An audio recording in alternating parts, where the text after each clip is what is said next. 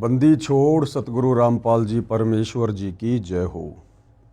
परम पिता परमात्मा सारी सृष्टि के रचनहार, कुल मालिक, असंख्य ब्रह्मांडों के स्वामी, जगत गुरु, तीनों लोकों में प्रवेश करके सबका धारण पोषण करने वाले, राजाधिराज, आत्माधार, नाथों के नाथ, देवों के देव महादेव, सर्वेश्वर महेश्वर, मृत्युंजय, अजरो अमर, आदि अनादि सनातनी प्रभु, जगत पिता जगदीश्वर, श्री श्री 1008 की उपाधि के वास्तविक अधिकारी, अकाल मूर्त सौद स्वरूपी राम वासुदेव सर्वगतम ब्रह्म, परम पूज्य, प्रथम पूज्य, परम संत, परम पुरुष, परम धनी, परम दयालु, सत्य कबीर, हक्का कबीर, अल्लाहु कबीर, अल्लाहु अकबर, बाखबर, अल्लाह ताला, जगत के तारणहार, जगत के मुक्तिदाता, जगत के जगन्नाथ, हारे के सहारे, हिंदुओं के राम, मुसलमानों के अल्लाह, सिखों के वाहिगुरु, ईसाइयों के मसीह, दया के सागर दयानिधि, करुणा के सागर करुणानिधि, स्वयंभू परिभू, संकट मोचन, कष्टहरण, मंगलकरण, दुख भंजन, अविगत कबीर, निर्विकार निर्विषम परमात्मा, अलय अलेख सतगुरु, आदि अनादि सतगुरु, असली मर्यादा पुरुषोत्तम, असली राम, असली कृष्ण, असली घनश्याम, असली मुरारी, राजाओं के राजा, महाराजाओं के महाराजा, शहंशाहों के शहंशाह, सम्राटों के सम्राट, भगवानों के भगवान, अल्लाहों के अल्लाह, प्रभुओं के प्रभु, मसीहाओं के मसीह, सच्चे वाहिगुरु, बाबाओं के बाबा, पीरों के पीर, सेठों के सेठ, जगत सेठ, सावड़सा सेठ, सर्वगुण संपन्न, अनंत कोटि कलाओं के स्वामी, अनंत कोटि ब्रह्मांडों के नायक, योगियों में महायोगी, ध्यानियों में महाध्यानी, सिद्धों में परम सिद्ध, ज्ञानियों में तत्व ज्ञानी, ब्रह्म ज्ञानी, महाज्ञानी, परम ज्ञानी, सर्वश्रेष्ठ ज्ञानी, विज्ञानी, युवा कबीर, समर्थ कबीर, असमवात, अमित ओजा, सच्चे रहनुमा, करीम अल्लाह, सुभान अल्लाह, दुनिया के अंतिम पैगंबर, 8 सितंबर 1951 से गांव धनाना, जिला सोनीपत, हरियाणा, भारतवर्ष की पावन भूमि पे प्रकट रियल कल की भगवान श्री नारायण साकार हरि, श्री बाबा साहेब, नूर अनंत परमात्मा, सच्चे दरवेश, सच्चे बाखबर, संत शिरोमणि सतगुरु रामपाल जी परमेश्वर जी के चरण कमल में साध संगति से जुड़े हुए देश विदेश से आप और हम सभी सत्सेवक भाई बहनों का अनंत कोटि दंडवत प्रणाम। सत्साई भाई और बहनों, बहुत बड़ी दया, बहुत बड़ी मेहर पूज्य गुरुदेव भगवान की, परमेश्वर रामपाल जी की, जिनके शुभ आशीर्वाद से, विशेष आशीर्वाद से, उन्हीं के कर कमल से लिखित पवित्र पुस्तक हिंदू साहिबान नहीं समझे गीता वेद पुराण, इस पवित्र पुस्तक से विशेषकर हिंदू समाज के भाई बहनों को, श्रद्धालुओं को, परमात्मा चाहने वाली आत्माओं को अध्यात्म के विषय में, भक्ति मार्ग के विषय में बहुत ही गहरी गहरी और अच्छी अच्छी जानकारियाँ प्राप्त हो रही है। आज इसी श्रृंखला में हमारा ये 8वें नंबर का वीडियो है। प्रत्येक वीडियो में गुरुदेव भगवान के आशीर्वाद से हम अध्यात्म की ऊंचाइयों को छू रहे हैं। हमने पिछले वीडियोज में देखा कि किस प्रकार से आदि शंकराचार्य जी, जिनके बाद सनातन धर्म को, वैदिक धर्म को हिंदू धर्म के नाम से भी जाना जाने लगा, और आदि शंकराचार्य जी ने वैदिक धर्म के स्वरूप को भी अपनी साधना से बिगाड़ दिया। आदि शंकराचार्य ने हिंदू समाज को देवी देवताओं की पूजा पर आधारित कर दिया, जिन देवी देवताओं की पूजा करने के लिए गीता जी अध्याय 7 श्लोक नंबर 20 और 23 में गीता ज्ञान देने वाले भगवान ने, ब्रह्म ने साफ साफ कहा है कि जो अन्य देवी देवताओं की पूजा करते हैं वो अल्प बुद्धि वाले हैं, मंद बुद्धि वाले हैं।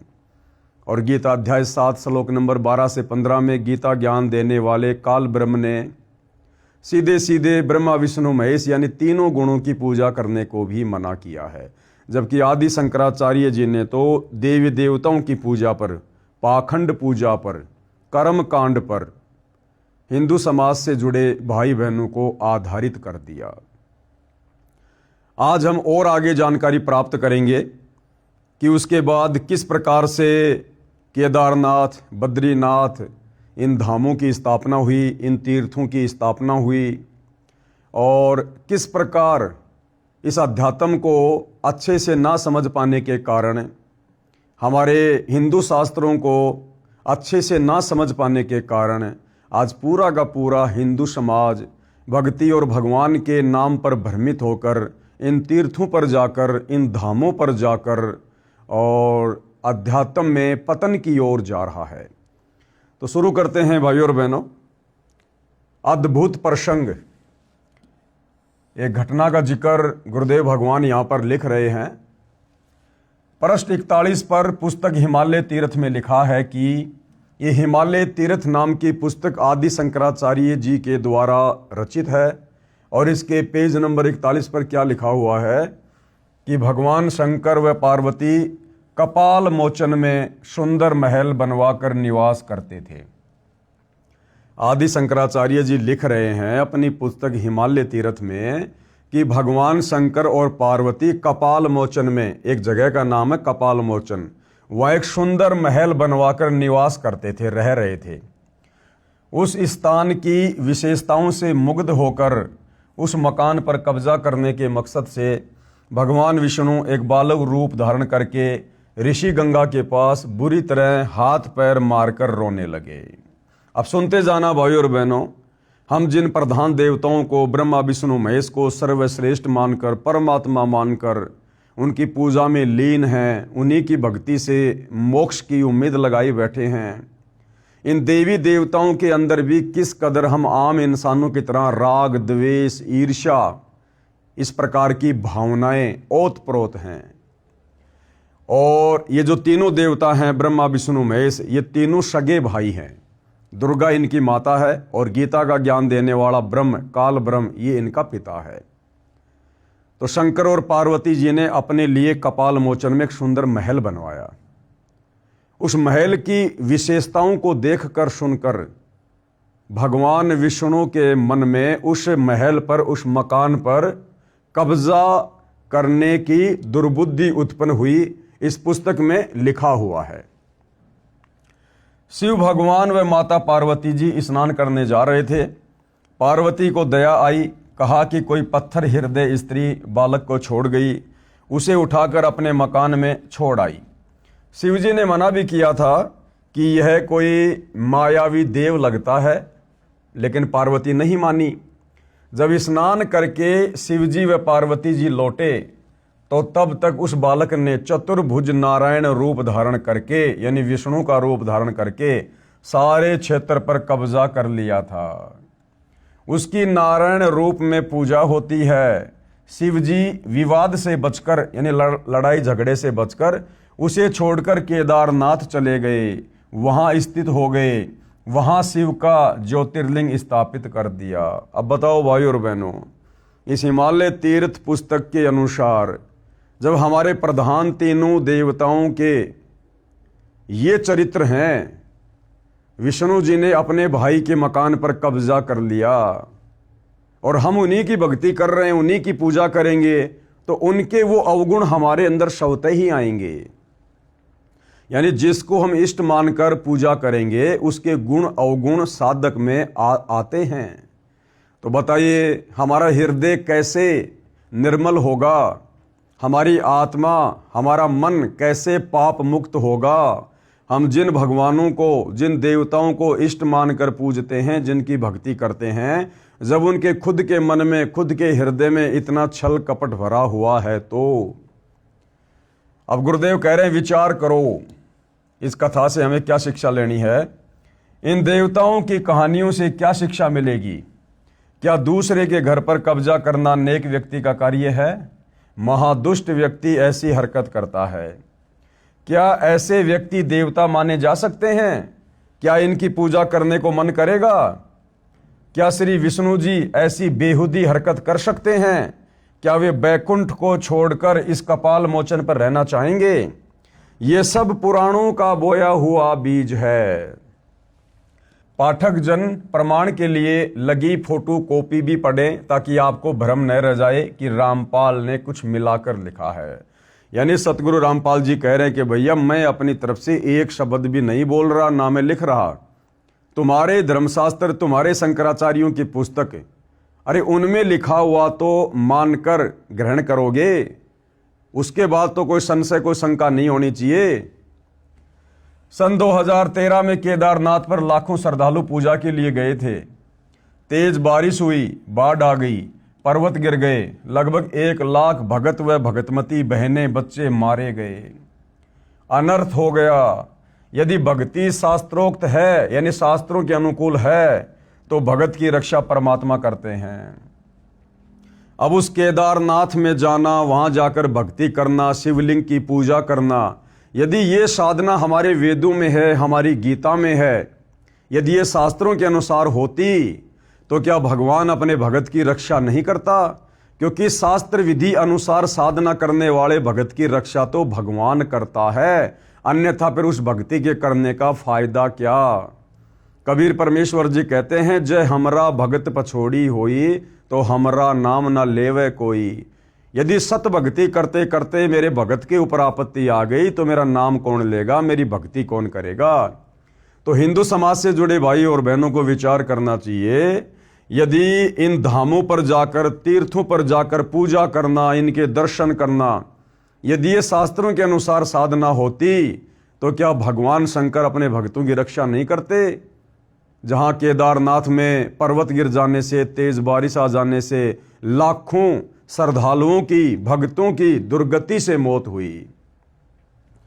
ये सब लोकवेद यानी दंत कथा है जो इस हिमालय तीर्थ पुस्तक में बताई गई है। अब गुरुदेव भगवान कह रहे हैं, इस हिमालय तीर्थ पुस्तक में जो इस प्रकार की कथाएं लिखी हुई है ना, विष्णु जी के बारे में, शंकर जी के बारे में, ये सब दंत कथाएं हैं, लोकवेद हैं, जिनके ऊपर आज पूरा हिंदू समाज आधारित होकर बैठा हुआ है। इस साधना से अनमोल मानव जीवन नष्ट हो जाता है। ये सब प्रपंच यानी षड्यंत्र काल ब्रह्म ने किए हैं, जीवों से शास्त्र विधि के विपरीत फिजूल की पूजा करवाने के लिए, उनका मानव जीवन नष्ट करवाने के लिए। ये सारा का सारा प्रपंच कौन करवाता है? ये काल ब्रह्म। कौन काल ब्रह्म?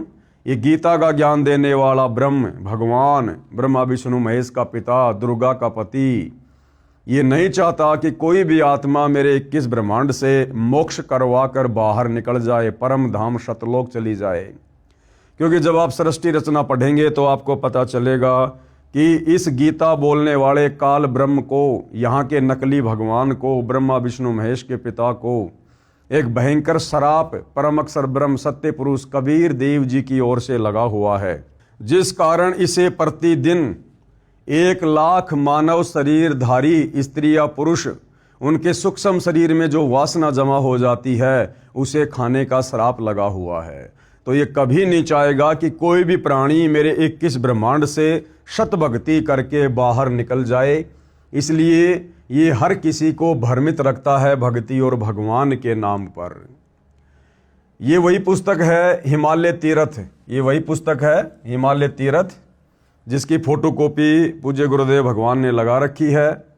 ये कहाँ से प्रकाशित है? इसके प्रकाशक हैं रंजू चक्रवर्ती, 76A/1 बामाचरण राय रोड, कलकत्ता। इनके फ़ोन और फैक्स नंबर हैं ताकि किसी को कोई शंका ना रहे।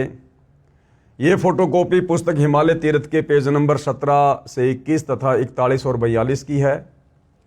उत्तराखंड के पंच केदार श्री केदारनाथ, भारत के उत्तर नागाधिराज की सुरम्य उपत्यका में स्थित केदार क्षेत्र प्राचीन काल से ही मानव मात्र के लिए पावन मोक्षदायक रहा है। इस क्षेत्र की प्राचीनता एवं पौराणिक महत्व के संबंध में स्वयं भगवान शंकर ने स्कंद पुराण में माता पार्वती के प्रश्न का उत्तर अपने श्री मुख से निम्न प्रकार दिया है। ये संस्कृत में लिखा हुआ है, पढ़ लेना आप जी। उसी हिमालय तीर्थ नामक पुस्तक की ये फोटोकॉपी है। यानी जो बातें पूज्य गुरुदेव भगवान ने अपने कर कमल से इस पवित्र पुस्तक हिंदू साहिबान नहीं समझे गीता वेद पुराण में लिखी है, वो सारी बातें यहाँ पर लिखी हुई हैं ताकि किसी को कोई संदेह ना हो। ऋषि श्री नर और नारायण ने भगवान शिव को प्रसन्न करने के लिए बड़ी कठिन तपस्या की। अब बताओ, तपस्या करने के लिए तो गीता जी मना कर रही है, वेद मना कर रहे हैं, और इस केदार क्षेत्र में नर और नारायण ने शंकर जी को प्रसन्न करने के लिए कड़ी तपस्या की। तो बताओ भाई और बहनों, हम जिस केदारनाथ धाम में जा रहे हैं मुक्ति के लिए, उस धाम की स्थापना ही शास्त्र विरुद्ध साधना से हुई है, नर और नारायण के तपस्या करने से हुई है।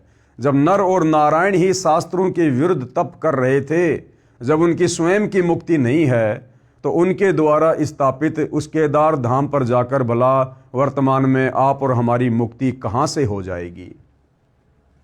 नर और नारायण ने भगवान शिव को प्रसन्न करने के लिए बड़ी कठिन तपस्या की। इस तपस्या से तीनों लोकों में उनकी चर्चा होने लगी, जिसकी सभी लोकों में प्रशंसा होने लगी। फल स्वरूप भगवान शंकर भी नर नारायण की तपस्या से प्रसन्न हुए और उन्होंने प्रत्यक्ष प्रकट होकर ऋषियों को दर्शन दिए। ये काल सारे खेल खेलता है भाइयों और बहनों। उस शंकर भगवान के रूप में ये काल प्रकट हो जाता है लोगों को इस प्रकार की उल्टी साधनाओं पर दृढ़ करने के लिए। दोनों ऋषियों ने भगवान भोलेनाथ के दर्शन से आनंद विभोर होकर स्तुतियों और मंत्रों से उनकी पूजा अर्चना की।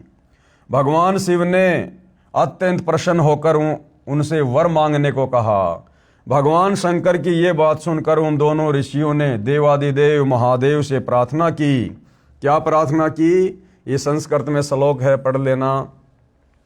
हे प्रभु, यदि आप प्रसन्न हैं और वर देना चाहते हैं तो अपने इसी स्वरूप में जगत कल्याण एवं हमारी पूजा प्राप्त करने हेतु यहाँ स्थित होवे, ताकि जगत का महान उपकार एवं भक्तों के मनोरथ आपके दर्शनों से परिपूर्ण हो।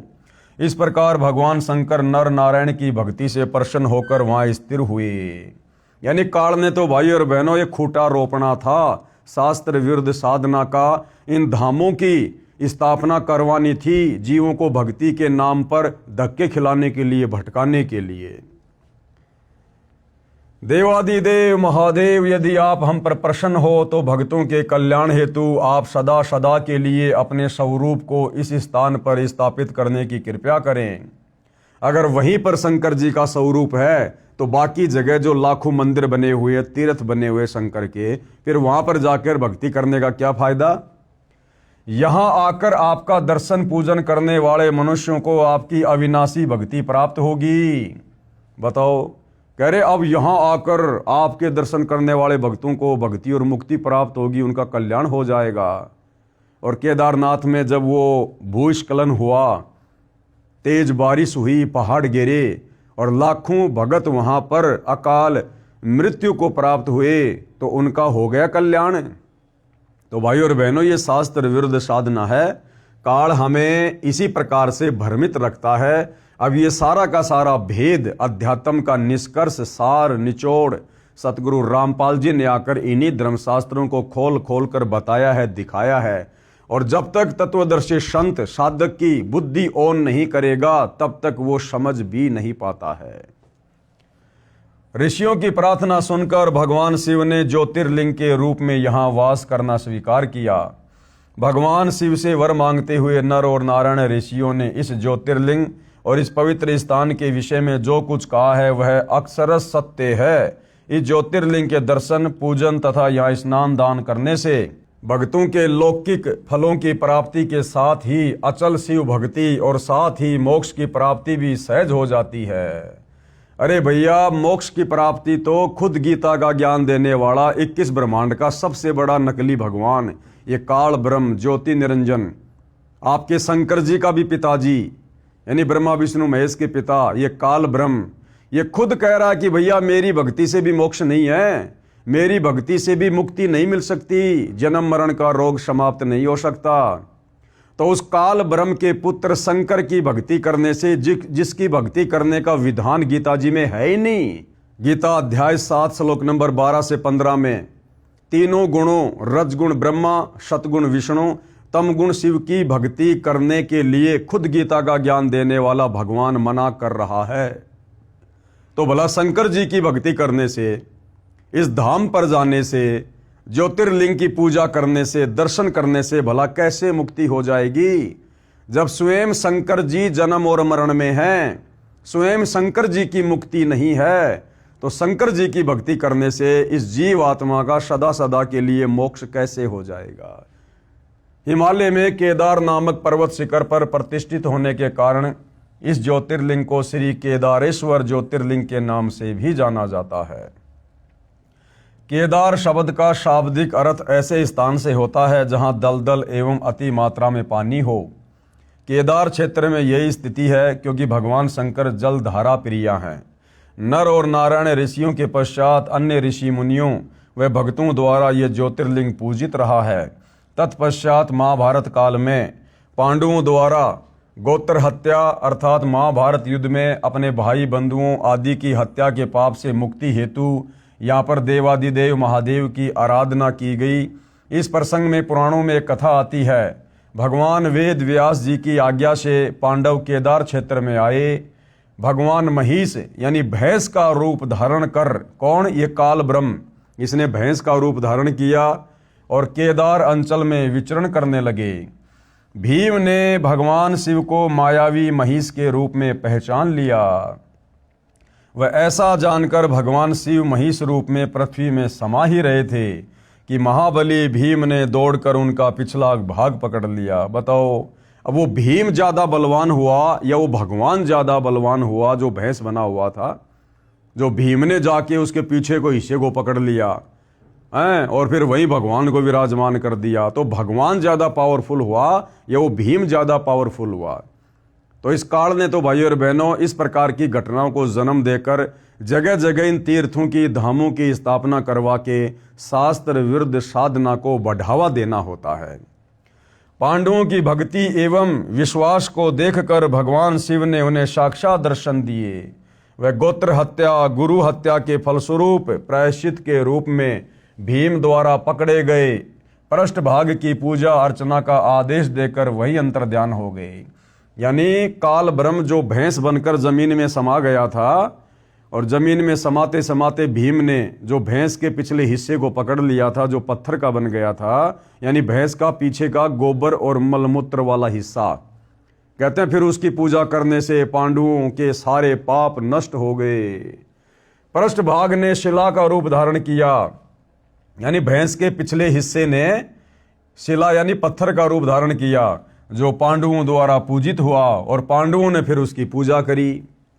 वह तब से आज तक पूजित है। महिष यानी भैंस का आगे का भाग नेपाल में जाकर प्रकट हुआ जो पशुपतिनाथ के नाम से विख्यात हुआ। महिष यानी भैंस के अन्य 4 भाग क्रमशः तुंगनाथ में बाहु, रुद्रनाथ में मुख, महेश्वरम में नाभि, कल्पेश्वरम में जटा, इस प्रकार केदारनाथ को छोड़कर महिष यानी भैंस रूपी भगवान शंकर के अन्य 4 भाग केदार क्षेत्र में प्रतिष्ठित हुए। केदारनाथ सहित ये स्थान पंच केदार के नाम से विख्यात है। यानी इस प्रकार से काल ने शास्त्र विरुद्ध साधना करवाने के लिए इन धामों की स्थापना करवाई, जहां जाकर भक्ति करके आज पूरा हिंदू समाज मुक्ति की उम्मीद में बैठा हुआ है। भाई मुक्ति नहीं, दुर्गति प्राप्त होगी, दुर्गति। तो भाइयों और बहनों, ये इस पुस्तक के अंदर सब कुछ लिखा हुआ है। आप और हमें किसी प्रकार की कोई शंका ना रहे, इसलिए सतगुरु रामपाल जी ने इस पुस्तक का हवाला दिया है और इसके कुछ पृष्ठ हैं जो यहाँ पर उन्होंने ऐड किए हैं, लिखे हुए हैं। इसी प्रकार ये आदि केदारेश्वर मंदिर, ये आदि केदारेश्वर मंदिर, इसका निर्माण कैसे हुआ? पुराणों में शंकर जी के कपाल मोचन संबंधी प्रसंग एवं उनकी बद्री क्षेत्र में स्थित होने की कथाएं विस्तार से वर्णित हैं। इसी क्रम में दूसरा मत ये भी है कि पूर्व शिव पार्वती का ही ये निवास स्थान था। भगवान विष्णु इस क्षेत्र की विशेषताओं से मुग्ध होकर इसे अपना बनाना चाहते थे। एक दिन जब भगवान शिव पार्वती सहित स्नान हेतु जा रहे थे तो ऋषि गंगा के दाएं भाग में स्थित एक शिलाखंड में रोते हुए एवं हाथ पैर पटकते बालक को देख पार्वती भगवान शिव से कहती है कि नाथ, किसी पाषाण हृदय देवी ने कैसे सुंदर बच्चे को यहाँ फेंक दिया, इसे भवन में रखें तब आगे बढ़ें। अंतर्यामी भगवान शिव सारे रहस्य को जान पार्वती को सचेत करते हैं कि देवी ये कोई मायावी कुमार है, इसका चक्कर ठीक नहीं, देखो छली जाओगी।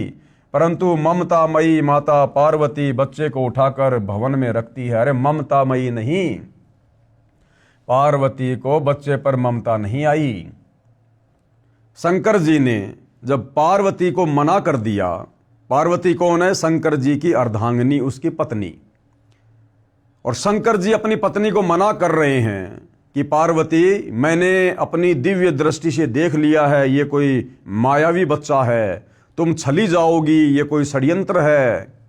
तुम इस बच्चे की चिंता मत करो, आगे बढ़ो।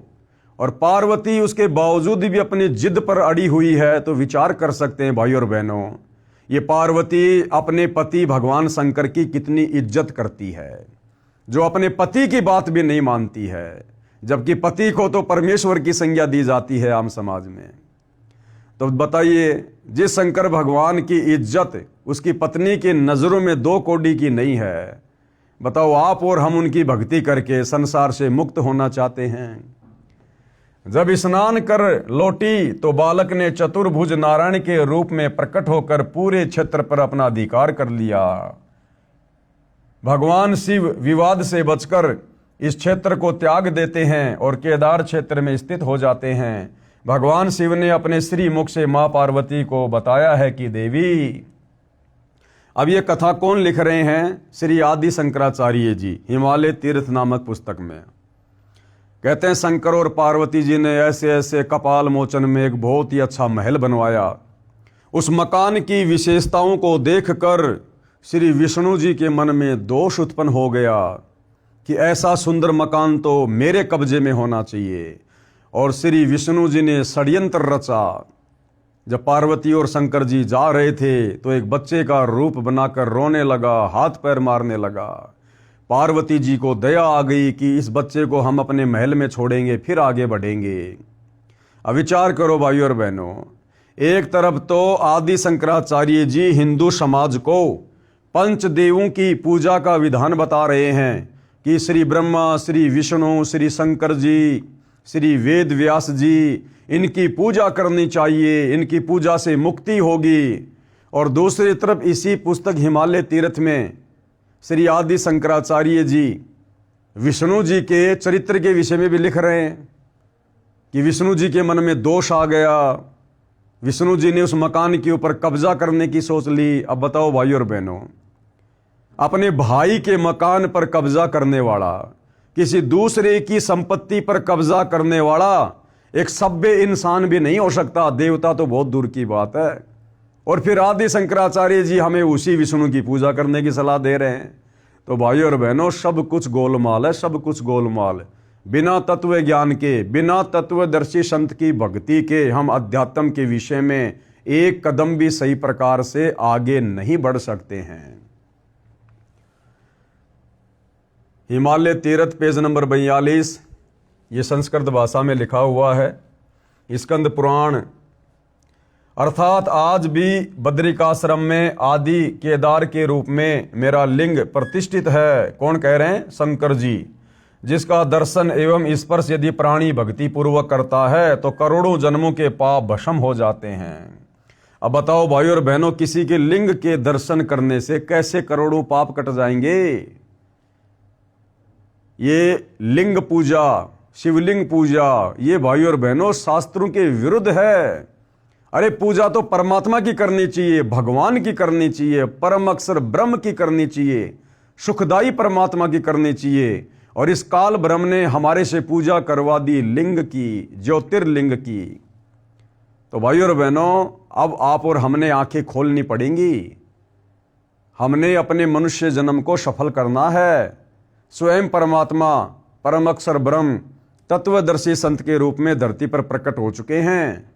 तब जाकर ये सदियों पुराने रहस्य जो आप और हमारे लिए पहेलियां बनी हुई थी, इन धर्मशास्त्रों को सतगुरु रामपाल जी ने आम समाज के सामने पहली कक्षा का कायदा बना के छोड़ दिया, जो हमारे ऋषि मुनियों के लिए पहाड़ से कम नहीं थे। तो अब तो हमने आंखें खोलनी चाहिए, अपनी आंखों से सारी सच्चाई देखकर।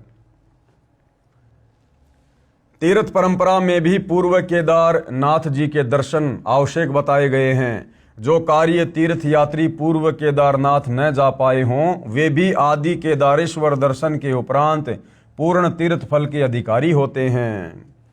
शंकराचार्य यानी आदि शंकराचार्य जी के विषय में क्या कुछ लिखा हुआ है? आदि केदारेश्वर के समक्ष शंकराचार्य जी की दिव्य संगमरमर की मूर्ति है। शिव रहस्य के अनुसार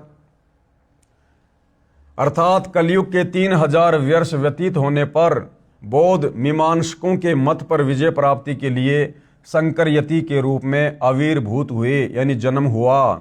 शंकराचार्य जी के दर्शनों के उपरांत भगवान बद्रीश्वर के मंदिर में प्रवेश की परंपरा है। बताओ, पहले तो शंकराचार्य के दर्शन करो, यानी एक जीव के दर्शन करो, और उसके बाद फिर भगवान के दर्शन करने जाओ।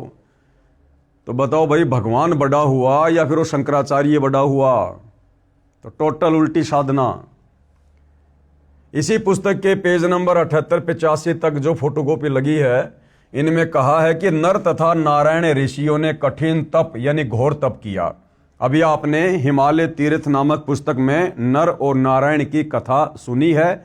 अब उसका निष्कर्ष सतगुरु रामपाल जी बताने जा रहे हैं कि नर और नारायण ने जो घोर तपस्या की, क्या हमारे शास्त्रों में, गीता जी में और चारों वेदों में क्या कहीं इस प्रकार से घोर तप करने का कहीं कोई प्रावधान है? यदि नहीं है तो नर और नारायण जब स्वयं ही शास्त्रों के विरुद्ध साधना किया करते थे, तो उनके द्वारा स्थापित उन धामों पर जाकर भक्ति करने से, दर्शन करने से भला हमारी आत्मा का कल्याण कैसे होगा? इसी पुस्तक के पेज नंबर 78-85 तक जो फोटोकॉपी लगी है, इनमें कहा है कि नर तथा नारायण ऋषियों ने कठिन तप यानी घोर तप किया। घोर तप करने के विषय में गीता क्या कहती है? पढ़ें निम्न प्रसंग। विश्व में जितने धर्म यानी पंथ प्रचलित हैं, उनमें सनातन धर्म यानी सनातन पंथ, जिसे आदि शंकराचार्य के बाद उनके द्वारा बताई साधना करने वालों के जन समूह को हिंदू कहा जाने लगा तथा सनातन पंथ को हिंदू धर्म के नाम से जाना जाने लगा। ये हिंदू धर्म सबसे पुरातन है। हिंदू धर्म की रीढ़ पवित्र चारों वेद, ऋग्वेद, यजुर्वेद, सामवेद तथा अथर्ववेद तथा पवित्र श्रीमद् भगवद गीता है। यानी हिंदू धर्म के पवित्र ग्रंथ क्या हैं? चारों वेद और पवित्र गीता जी। सतयुग के प्रारंभ में केवल 4 वेदों के आधार से विश्व का मानव धर्म कर्म किया करता था। यानी सतयुग की शुरुआत में ये पाखंड पूजा नहीं होती थी, ब्रह्मा विष्णु महेश की पूजा नहीं होती थी, देवी देवताओं की, भैरव भूत बेताल की पूजा नहीं हुआ करती थी। केवल वेदों के अनुसार एक ओम नाम की साधना साधक किया करता था। शास्त्रोक्त साधना लगभग 1 लाख वर्ष तक ठीक से चली। ये वेदों के अनुसार जो साधना थी, ये केवल सतयुग की शुरुआत में 1 लाख वर्ष तक चली। ये चारों वेद प्रभुदत्त यानी गॉड गिवन हैं। इन्हीं का सार श्रीमद् भगवद गीता है। इसलिए ये गीता शास्त्र भी प्रभुदत्त यानी गॉड गिवन हुआ। अब गीता जी में घोर तप के विषय में क्या मार्गदर्शन है, क्या दिशा निर्देश है, जो घोर तप नर और नारायण ने किया? ध्यान देने योग्य ये है कि जो ज्ञान स्वयं परमात्मा ने बताया है, वह ज्ञान पूर्ण सत्य होता है। इसलिए ये दोनों शास्त्र निसंदेह विश्वसनीय हैं। प्रत्येक मानव को इनके अंदर बताई साधना करनी चाहिए। वह साधना शास्त्र विधि अनुसार कही जाती है। यानी चारों वेदों और गीता जी के अनुसार जो साधना की जाती है, उसे शास्त्र विधि अनुसार साधना कहा जाता है। इन शास्त्रों में जो साधना नहीं करने को कहा है, उसे जो करता है तो वह शास्त्र विधि त्याग कर मनमाना आचरण कर रहा है। जैसा कि नर और नारायण ने घोर तप करके शास्त्र विरुद्ध साधना की, जिसके विषय में गीता अध्याय 16 श्लोक 23 और 24 में इस प्रकार कहा है। यानी शास्त्र विधि को त्याग के जो मनमानी भक्ति साधना करता है, उसके विषय में खुद गीता का ज्ञान देने वाला भगवान ये काल ब्रह्म गीता जी में क्या कह रहा है। श्लोक नंबर 23, जो पुरुष यानी जो भगत, जो व्यक्ति, जो साधक यानी साधक शास्त्र विधि को त्याग कर, यानी वेद और गीता जी वाली भक्ति विधि को त्याग कर अपनी इच्छा से मनमाना आचरण करता है, वह न सिद्धि को प्राप्त होता है, न परम गति यानी पूर्ण मोक्ष को, और न सुख को ही प्राप्त होता है। गीता अध्याय 16 श्लोक नंबर 23 का ये निष्कर्ष है। फिर श्लोक नंबर 24 क्या कहता है? इससे तेरे लिए इस कर्तव्य यानी जो भक्ति कर्म करने योग्य हैं, और अकर्तव्य यानी जो भक्ति कर्म न करने योग्य हैं, इस व्यवस्था में शास्त्र ही प्रमाण हैं। ऐसा जानकर तू शास्त्र विधि से नियत कर्म यानी जो शास्त्रों में करने को कहा है, वो भक्ति कर्म ही करने योग्य हैं। गीता अध्याय 16 श्लोक नंबर 24। हिंदू साहिबान पढ़ें फोटोकॉपी श्रीमद् भगवद गीता पद छेद 99 के अध्याय 16 श्लोक 23-24 की प्रमाण के लिए, जो गीता प्रेस गोरखपुर से मुद्रित है तथा प्रकाशित है तथा श्री जय दयाल गोविंदका जी द्वारा अनुवादित है।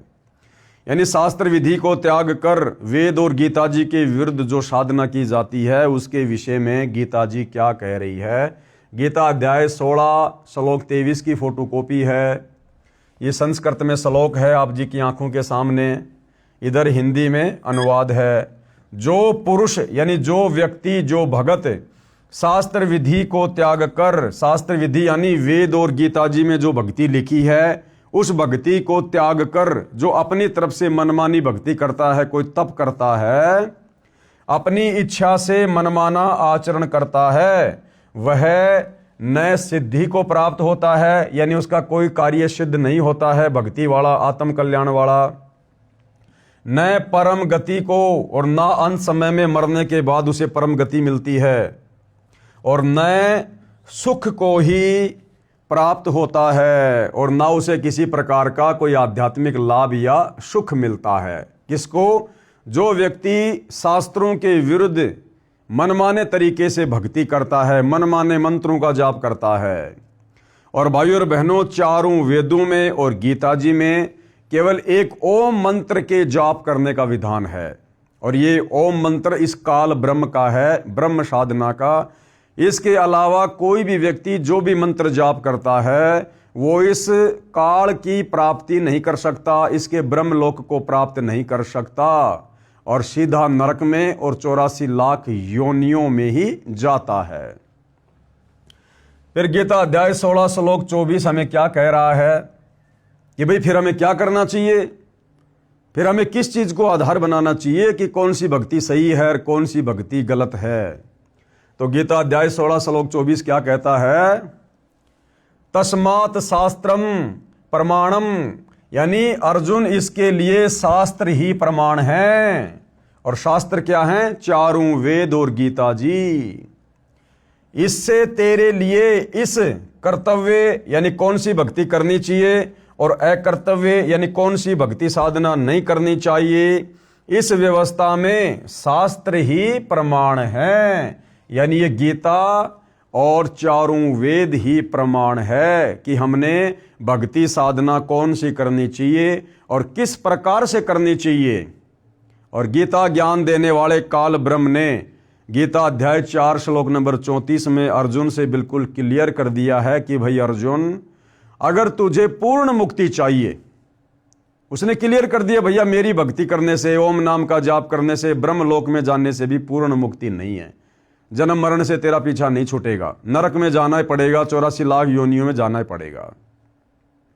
अगर अर्जुन तुझे पूर्ण मोक्ष चाहिए, पूर्ण मुक्ति चाहिए, उस परम अक्षर ब्रह्म के सत्य पुरुष कबीर देव के सतलोक में जाना है, सचखंड में जाना है, जहां जाने के बाद ये साधक फिर वापस लौटकर इस मेरे 21 ब्रह्मांड में इस जन्म और मरण के चक्कर में नहीं आता, गधा कुत्ता सुअर नहीं बनता।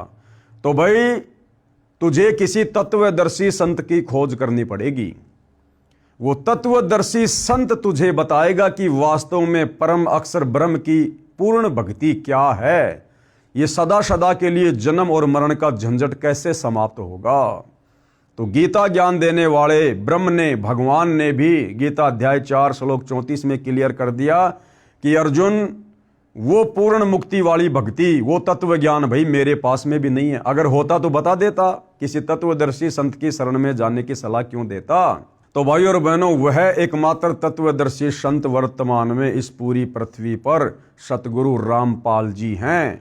निसंदेह आप लोगों को अब ये बात धीरे धीरे समझ में आ जानी चाहिए, क्योंकि आज से पहले हमारे किसी भी धर्म गुरु ने, किसी भी आचार्य और शंकराचार्य ने इस अध्यात्म को इस प्रकार से सार्वजनिक तौर पर दिखा कर क्लियर नहीं किया, जिस प्रकार से सन 1994 से सतगुरु रामपाल जी करते आ रहे हैं।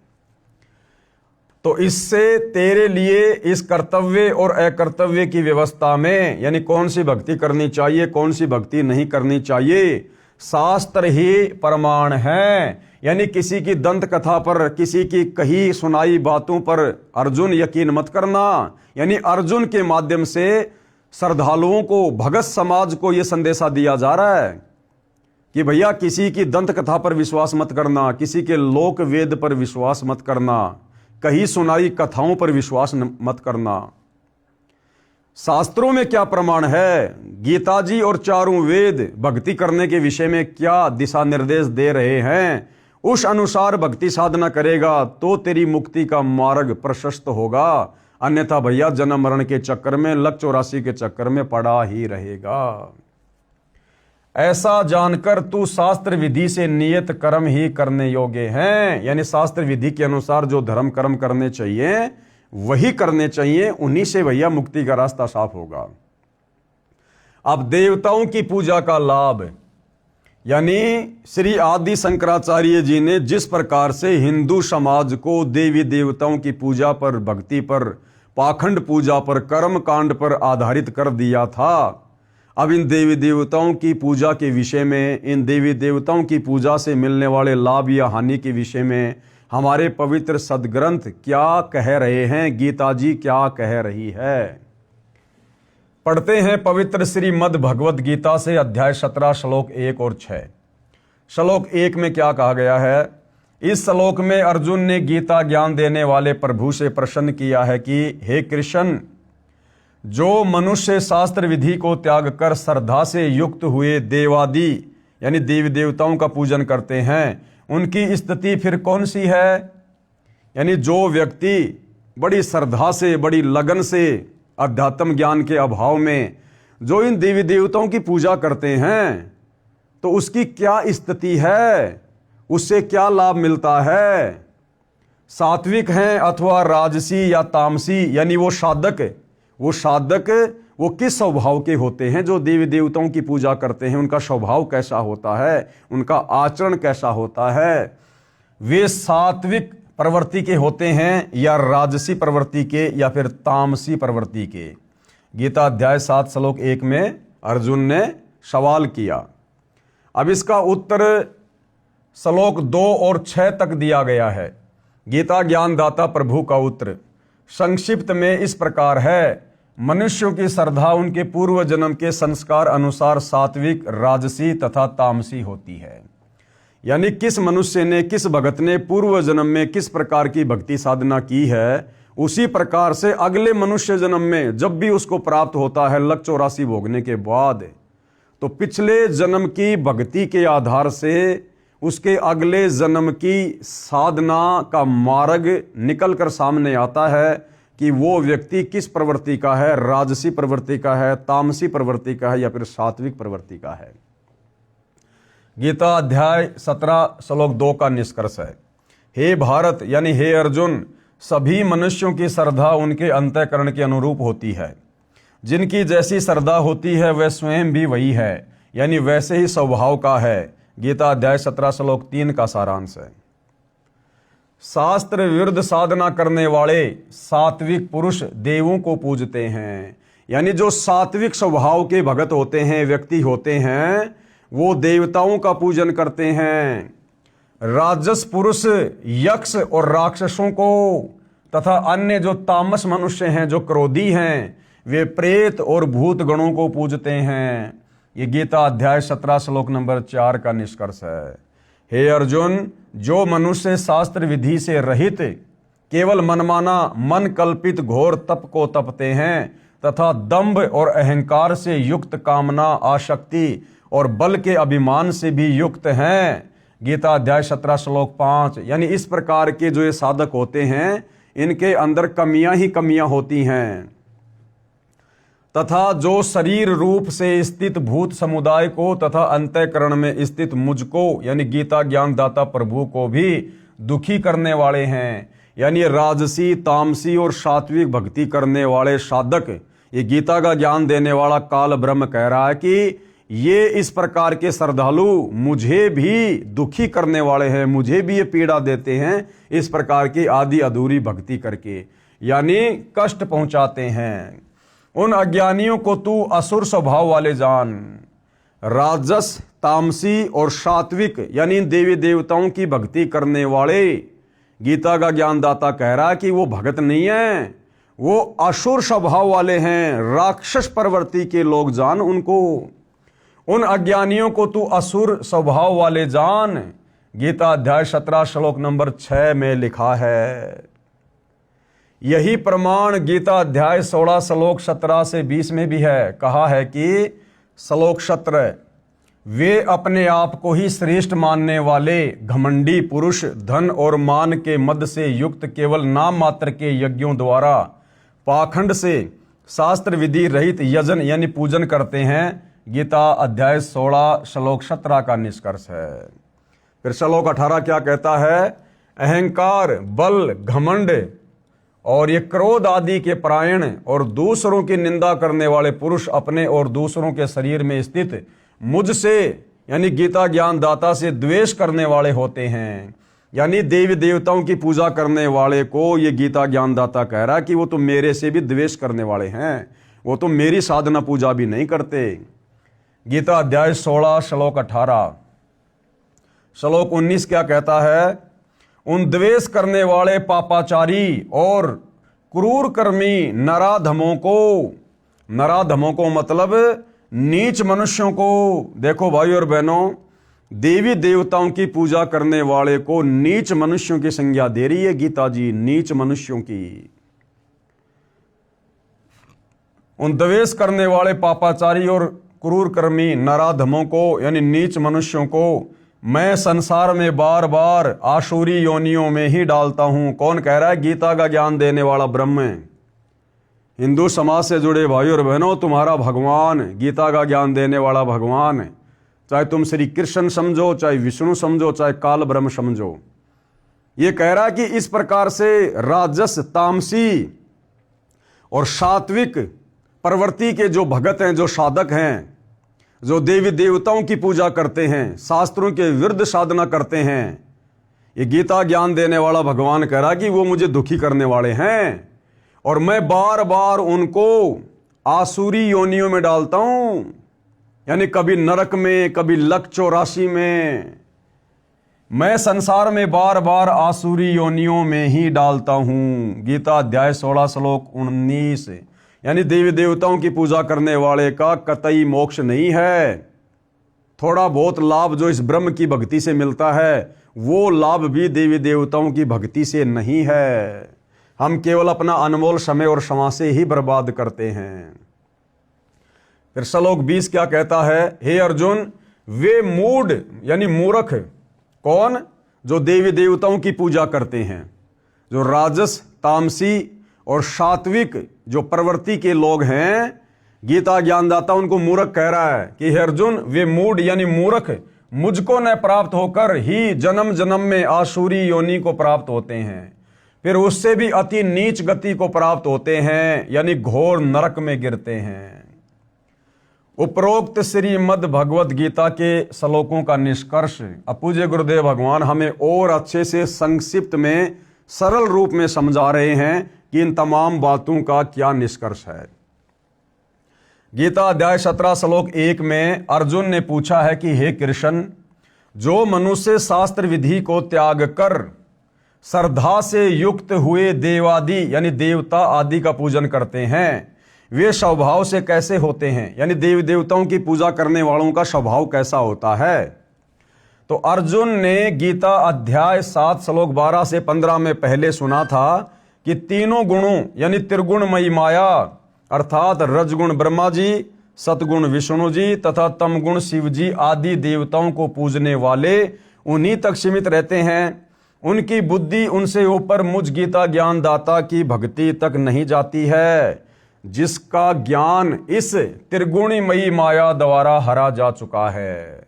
यानी जो लोग केवल ब्रह्मा विष्णु महेश और देवी देवताओं की भक्ति तक ही सीमित हैं, ये गीता का ज्ञान देने वाला काल ब्रह्म कह रहा है कि ऐसे लोगों का ज्ञान यानी जिनका ज्ञान यानी जिनकी बुद्धि इस त्रिगुणमयी माया द्वारा यानी ब्रह्मा विष्णु महेश द्वारा हरा जा चुका है, वे राक्षस स्वभाव को धारण किए हुए मनुष्यों में नीच दूषित कर्म करने वाले मूर्ख मेरी भक्ति भी नहीं करते। गीता का ज्ञान देने वाला काल ब्रह्म कह रहा है कि मेरी भक्ति भी नहीं करते। ये ब्रह्मा विष्णु महेश तक की भक्ति करने वाले आसुर स्वभाव को धारण किए हुए मनुष्यों में नीच दूषित कर्म करने वाले मूढ़ यानी मूर्ख 4 गालियां दी है। गीता ज्ञान बोलने वाले भगवान ने, काल ब्रह्म ने, जो लोग ब्रह्मा विष्णु महेश और देवी देवताओं तक की पूजा करते हैं। गीता अध्याय 7 श्लोक 20 व 23 में इस प्रकार कहा है। इनमें श्लोक 12 व 15 को फिर दोहराया है। कहा है कि उन भोगों की कामना द्वारा जिनका ज्ञान हरा जा चुका है, यानी ब्रह्मा विष्णु महेश और देवी देवताओं की पूजा करके क्षणिक लाभ प्राप्त करने वाले लोगों के विषय में कहा जा रहा है कि जिनका ज्ञान हरा जा चुका है, वे लोग अपने स्वभाव से प्रेरित होकर उस नियम को धारण करके, यानी लोकवेद दंत कथाओं के आधार से अन्य देवताओं को भजते हैं, अर्थात पूजते हैं, जो गीता जी में निषेध है यानी मना किया हुआ है कि रजगुण ब्रह्मा जी, सतगुण विष्णु जी तथा तमगुण शिव जी व अन्य देवी देवताओं की पूजा नहीं करनी चाहिए। गीता जी मना कर रही है। वे लोक वेद के आधार से किसी से सुनकर देवताओं को भजते हैं, पूजते हैं। वे देवताओं की पूजा शास्त्र विधि रहित यानी मनमाना आचरण करते हैं, जिसको गीता अध्याय 16 श्लोक 23 और 24 में व्यर्थ साधना कहा है। उसी के विषय में गीता अध्याय 17 श्लोक 1 में अर्जुन ने प्रश्न किया है कि हे कृष्ण, जो व्यक्ति शास्त्र विधि को त्याग कर अपनी इच्छा से अन्य देवताओं का पूजन करते हैं, उनकी निष्ठा कैसी है, उनकी भावना कैसी है, उनका स्वभाव कैसा है। जो शास्त्र विधि को त्याग कर यानी गीता और वेदों के विपरीत जो इन देवी देवताओं की भक्ति करते हैं, पूजा पाठ करते हैं, मुझे उनके स्वभाव के विषय में बताओ। तो भैया देवी देवताओं के पुजारियों के स्वभाव के विषय में क्या कहा जा रहा है, यानी उनकी स्थिति राजसी है या सात्विक है या तामसी है, कौन सी कैटेगरी में है वो। भावार्थ है कि जो श्री ब्रह्मा जी रजगुण, श्री विष्णु जी सतगुण तथा श्री शिव जी तमगुण व अन्य देवताओं की पूजा करते हैं, जो वर्तमान में पूरा हिंदू समाज कर रहा है, वह पूजा है तो शास्त्र विधि रहित यानी शास्त्रों के विरुद्ध है।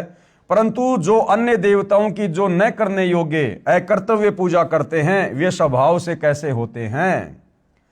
तो गीता ज्ञान देने वाले ने गीता अध्याय 17 श्लोक 2 और 6 में ऊपर स्पष्ट कर दिया है कि जो सात्विक श्रद्धा वाले यानी अच्छे इंसान हैं, वे तो केवल देवताओं की पूजा करते हैं। अन्य जो राजसी स्वभाव के हैं, वे राक्षसों व यक्ष की पूजा करते हैं, और जो तामसी श्रद्धा में यानी स्वभाव के हैं, वे प्रेत और भूतों की पूजा करते हैं। ध्यान रहे कि श्राद्ध करना, पिंडदान करना, अस्थियों को गंगा में पंडित द्वारा जल प्रवाह करने की क्रिया, 13वीं क्रिया, बरसी क्रिया, ये सब कर्मकांड कहलाता है, जो गीता जी में निषेध है यानी मना है। वेदों में इसे मूर्ख साधना कहा है, और ये प्रमाण कहां पर है।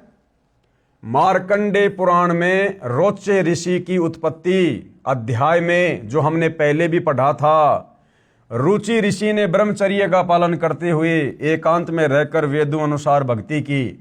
जब वे 40 वर्ष के हो गए तो उसके पूर्वज आकाश में दिखाई दिए। वे रुचि ऋषि से बोले, पिताजी, दादाजी, दूसरा दादाजी, तीसरा दादाजी, जो ब्राह्मण यानी ऋषि थे, वे कर्मकांड किया करते थे, जिस कारण से उनकी गति नहीं हुई। वे प्रेत पितृ योनि में कष्ट उठा रहे थे। अब बताओ भाई और बहनों, रुचि ऋषि के पूर्वज जो वेदों को पढ़ा करते थे, ब्राह्मण थे, संस्कृत के ज्ञाता थे, लेकिन साधना वेदों के विपरीत किया करते थे, जिस कारण से मरने के बाद उनको भी प्रेत योनि प्राप्त हुई, उनको भी भूत योनि प्राप्त हुई। ये तो सतयुग त्रेता की बातें हैं। और वर्तमान में हम हिंदू समाज से जुड़े भाई बहन क्या कर रहे हैं। हम तो 2 कोडी की साधना भी नहीं कर रहे, 2 कोडी की साधना भी हमें तो पता ही नहीं गीता क्या कह रही है, वेद क्या कह रहे हैं। तो सोचो भाई और बहनों, यदि सतगुरु रामपाल जी की सत भक्ति समय रहते ग्रहण नहीं करी तो आने वाले समय में भविष्य क्या होगा। वे प्रेत पितृ योनि में कष्ट उठा रहे हैं। उन्होंने शास्त्र विधि त्याग कर मनमाना आचरण करके जीवन नष्ट किया था, रुचि ऋषि के पूर्वजों ने। वे मां दुखी थे।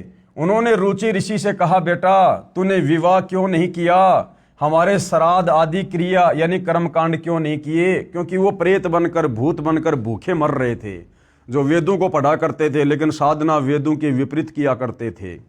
उनकी गति नहीं हुई, वो प्रेत और पितर की योनियों में कष्ट उठा रहे थे। तो वो अपने उस रुचि को दिखाई दिए और कहा कि हम महादुखी हैं, भूखे मर रहे हैं। भाई तूने शादी क्यों नहीं करवाई? तूने हमारे श्राद्ध क्यों नहीं निकलवाए? हमारे श्राद्ध आदि क्रिया यानी कर्मकांड क्यों नहीं किया? रुचि ऋषि ने उत्तर दिया कि हे पितामहो, यानी हे मेरे पूर्वजों, वेदों में तो कर्मकांड को अविद्या यानी मूर्खों की साधना कहा है, फिर आप मुझे क्यों ऐसा करने को कह रहे हो? वो पितर बोले, बेटा रुचि, ये सत्य है कि कर्म कांड को वेदों में अविद्या कहा है, यानी श्राद्ध निकालना, ये पितृ पूजा करना, 13वीं 12वीं करना, अस्थियां गंगा में डालना, ये मूर्खों की साधना है। और आप जो साधना कर रहे हो ना, ये मोक्ष मार्ग है। लेकिन हम महाकष्ट में हैं, लेकिन वो अपने स्वार्थ के लिए उस रुचि ऋषि को भ्रमित करने की कुचेष्टा कर रहे हैं। रुचि ऋषि के पूर्वजों को, जो पितर और भूत बने हुए थे, उनको पता है इस बात का कि ये कर्मकांड करना, श्राद्ध निकालना, मरने के बाद में दुनिया भर के कर्मकांड करना, ये सब अविद्या है। वेदों में इसे मूर्खों की साधना कहा है, नहीं करने चाहिए। लेकिन उसके बावजूद भी वो अपने स्वार्थ में आकर, क्योंकि भूत बन के भूखे मर रहे थे, दुर्गति हो रही थी, उनके कष्ट उठा रहे थे, उस बेचारे रुचि को उन्होंने भ्रमित कर दिया तरह तरह की बातें करके। और जो रुचि ऋषि वेदों के अनुसार साधना कर रहा था, उसे उस साधना से हटवा दिया। हम महाकष्ट में हैं, हमारी गति कर, यानी विवाह करवा, हमारे पिंडदान आदि कर्म करके भूत जूनी से पीछा छुड़ा। वे स्वयं तो शास्त्र विधि त्याग कर मनमाना आचरण करके, कर्मकांड करके प्रेत बने थे। अपने बच्चे रुचि को, जो शास्त्रोक्त भक्ति कर रहा था, जो वेदों के अनुसार भक्ति पर लगा हुआ था, सत्य साधना छुड़वा कर नरक का भागी बना दिया। रुचि ऋषि ने विवाह कराया, फिर कर्मकांड किया, फिर वह भी भूत बना। पिंड दान करने से भूत जूनी छूट जाती है, उसके बाद जीव पशु पक्षी आदि की योनि प्राप्त करता है। क्या खाक गति कराई? अब उस रुचि ऋषि ने अपने पूर्वजों की बातों में आकर जो शास्त्र विधि अनुसार साधना कर रहा था, उसने वो छोड़ दी और अपने उन पूर्वजों का अपनी शादी करवाकर उसने श्राद्ध कर्म करना शुरू कर दिया। और अंत में मरने के बाद में वो रुचि ऋषि भी अपने पूर्वजों के पास चला गया, क्योंकि गीता जी अध्याय 9 श्लोक नंबर 25 हमें यही तो समझा रही है कि भैया पितृ पूजने वाले पितरों के पास जाएंगे, भूत पूजने वाले भूत बनेंगे, और देवताओं की पूजा करने वाले देवताओं के लोक में जाएंगे। तो गति कहां से हुई? तो अंत में रुचि ऋषि ने भी अपनी दुर्गति करवाई, जो बेचारा शास्त्रों के अनुसार सत भक्ति पर लगा हुआ था। और फिर गुरुदेव कहते हैं कि मान लो रुचि ऋषि ने वो शास्त्र विधि वाली साधना त्याग कर अपने पूर्वजों के बहकावे में आकर डर के मारे उसने शादी करवा कर और वो पाखंड वाली साधना शुरू कर दी, भूत पूजा शुरू कर दी, श्राद्ध निकालने शुरू कर दिए। अब गुरुदेव कह रहे हैं कि पिंड दान करने से उसके पूर्वजों की भूत योनि तो छूट गई, क्योंकि पिंड दान करने से भूत योनि छूट जाती है। लेकिन गति कहां हुई? वो भूत योनि यदि उसके पूर्वजों की छूट गई तो अगली योनि उनको गधे की मिल जाएगी, सुअर की मिल जाएगी, कुत्ते की मिल जाएगी, गंदी नाली के कीड़ों की मिल जाएगी, क्योंकि लक 84 भोगनी पड़ेगी। तो कहां उनकी मुक्ति हुई? वो कष्ट तो ज्यों का त्यों। अगर भूत योनि का कष्ट छूट गया तो गधे की योनि में कष्ट उठाएगा, किसी कुम्हार के नीचे आएगा, 2.5 मन का बोरा सारा दिन उसकी कमर पर रहेगा, नहीं चलेगा तो डंडे खाएगा, कमर पे जख्म हो जाएगा और जख्म को फिर कौवा नोच नोच के खाएगा। तो दुर्गति तो ज्यों की त्यों। तो भाई शास्त्र विधि को त्याग कर मनमानी साधना पूजा पाठ करने से, देवी देवताओं की पूजा करने से, श्राद्ध निकालने से, पिंड दान करने से, 12वीं 6 माही 13वीं बरसी आदि मनाने से, तीर्थों पर जाने से, धाम पूजने से भैया मुक्ति नहीं है, मोक्ष नहीं है, जीव की दुर्गति समाप्त नहीं हो सकती। आदरणीय गरीबदास जी क्या कहते हैं? गरीब भूत योनि जहां छूटत है पिंड दान करंत, और गरीब दास जिंदा कहे नहीं मिले भगवंत। कि भैया पिंड दान करने से प्रेत योनि तो छूट जाएगी, लेकिन गरीबदास जी कह रहे हैं भैया परमात्मा तो नहीं मिला, यानी मुक्ति तो नहीं हुई, लक 84 में चला जाएगा। अर्थात संत गरीबदास जी ने सूक्ष्म वेद में बताया है कि पिंड दान करने से भूत योनि छूट जाती है, परमात्मा प्राप्ति नहीं होती। परमात्मा प्राप्ति होगी शास्त्रों के अनुसार सच्चे सतगुरु तत्वदर्शी संत से उपदेश लेकर आजीवन मर्यादा में रहकर सत भक्ति करने से, जो तत्वदर्शी संत वर्तमान में सतगुरु रामपाल जी के रूप में धरती पर प्रकट हैं। भूत पितर योनि छूट गई, फिर कुत्ता या गधा बन गया, क्या खाक गति हुई। गीता अध्याय 9 श्लोक 25 में भी ये तो यही स्पष्ट है। अब ये गीता अध्याय 9 श्लोक 25 क्या कह रहा है? गीता अध्याय 9 श्लोक 25, देवताओं को पूजने वाले देवताओं को प्राप्त होते हैं, पितरों को पूजने वाले पितरों को प्राप्त होते हैं। अब रुचि ऋषि ने श्राद्ध निकालकर अपने उन पूर्वजों की जो पितर बने हुए थे उनकी पूजा करनी शुरू कर दी, और मरने के बाद फिर वो कहां जाएगा? अपने उन्हीं पितरों के पास जाएगा। तो क्या खाक सुख प्राप्त करेगा जब वो पितर पहले से दुखी थे, महाकष्ट में थे। अब वो रोची ऋषि भी पितर बनकर अपने उन्हीं पूर्वजों के पास जाएगा, उस पितृलोक में जाएगा, और वो भी ऐसे ही अपने उन पूर्वजों की तरह कष्ट उठाएगा। देवताओं को पूजने वाले देवताओं को प्राप्त होते हैं, पितरों को पूजने वाले पितरों को प्राप्त होते हैं, भूतों को पूजने वाले भूतों को प्राप्त होते हैं। श्राद्ध निकालना यानी भूत पूजा, यानी भूत बनते हैं। और मेरा कौन? गीता का ज्ञान देने वाला ब्रह्म कह रहा है, गीता ज्ञान दाता का पूजन करने वाले मुझको प्राप्त होते हैं। ये कहा रहता है ब्रह्मलोक में, और ब्रह्मलोक में गया हुआ साधक भी पुनरावृत्ति में है, जन्म और मरण में है, पूर्ण मुक्ति नहीं है। इसलिए शास्त्र विधि अनुसार भक्ति करना लाभदायक है। अब शास्त्र विधि अनुसार भक्ति क्या है? चारों वेद और गीता जी के अनुसार, और पांचवा वेद जो सूक्ष्म वेद है, जिस सूक्ष्म वेद का ज्ञान सतलोक से चलकर स्वयं वो परम अक्षर ब्रह्म सत्य पुरुष कबीर देव धरती पर तत्वदर्शी संत की भूमिका करके समझाता है, उसके मार्गदर्शन में उन्हें गुरु धारण करके यदि आजीवन सत भक्ति की जाए तो भाइयों और बहनों हमें पूर्ण मुक्ति प्राप्त होगी। सदा सदा के लिए जन्म और मरण से झंझट समाप्त हो जाएगा। गीता अध्याय 17 के ही श्लोक 5 और 6 में स्पष्ट कर दिया है कि जो शास्त्र विधि से रहित मनमाना आचरण करते हुए घोर तप को तपते हैं, ये तथा उपरोक्त अन्य देवताओं यानी रजगुण ब्रह्मा जी, सतगुण विष्णु जी तथा तमगुण शिव जी तथा अन्य देवी देवताओं की पूजा करने वाले भूत व प्रेत पूजा, श्राद्ध आदि कर्मकांड करना भूत व प्रेत पूजा है। जो ऐसा करते हैं तथा जो यक्ष व राक्षसों की पूजा करते हैं, वे शरीर में स्थित भूतगणों को, जो कमलों में विराजमान शक्तियां हैं उनको, और अंतःकरण में स्थित मुझको यानी गीता ज्ञान दाता को दुखी करने वाले हैं। उन अज्ञानियों को असुर स्वभाव के जान, यानी क्लियर कर दिया भाइयों और बहनों। इस पूरी पृथ्वी पर वर्तमान में जो व्यक्ति सतगुरु रामपाल जी को सतगुरु धारण करके पांचवें वेद सूक्ष्म वेद के अनुसार भक्ति साधना नहीं कर रहा है, वो व्यक्ति अन्य चाहे कोई भी पूजा पाठ कर रहा है, चाहे ब्रह्मा विष्णु महेश की, चाहे काल ब्रह्म की, चाहे दुर्गा की, चाहे देवी देवताओं की, वो कोई भी भक्ति कर रहा है, वो व्यक्ति असुर स्वभाव को धारण किया हुआ मनुष्यों में नीच दूषित कर्म करने वाला मूर्ख व्यक्ति है। ये गीता जी कह रही है, गीता जी।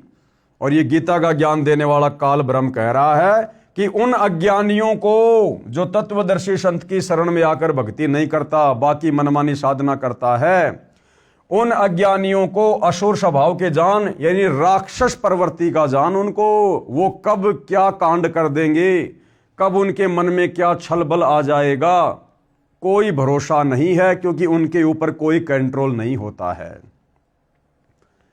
गीता अध्याय 16 श्लोक 17 व 20 में आप जी ने इसी विषय को पढ़ा।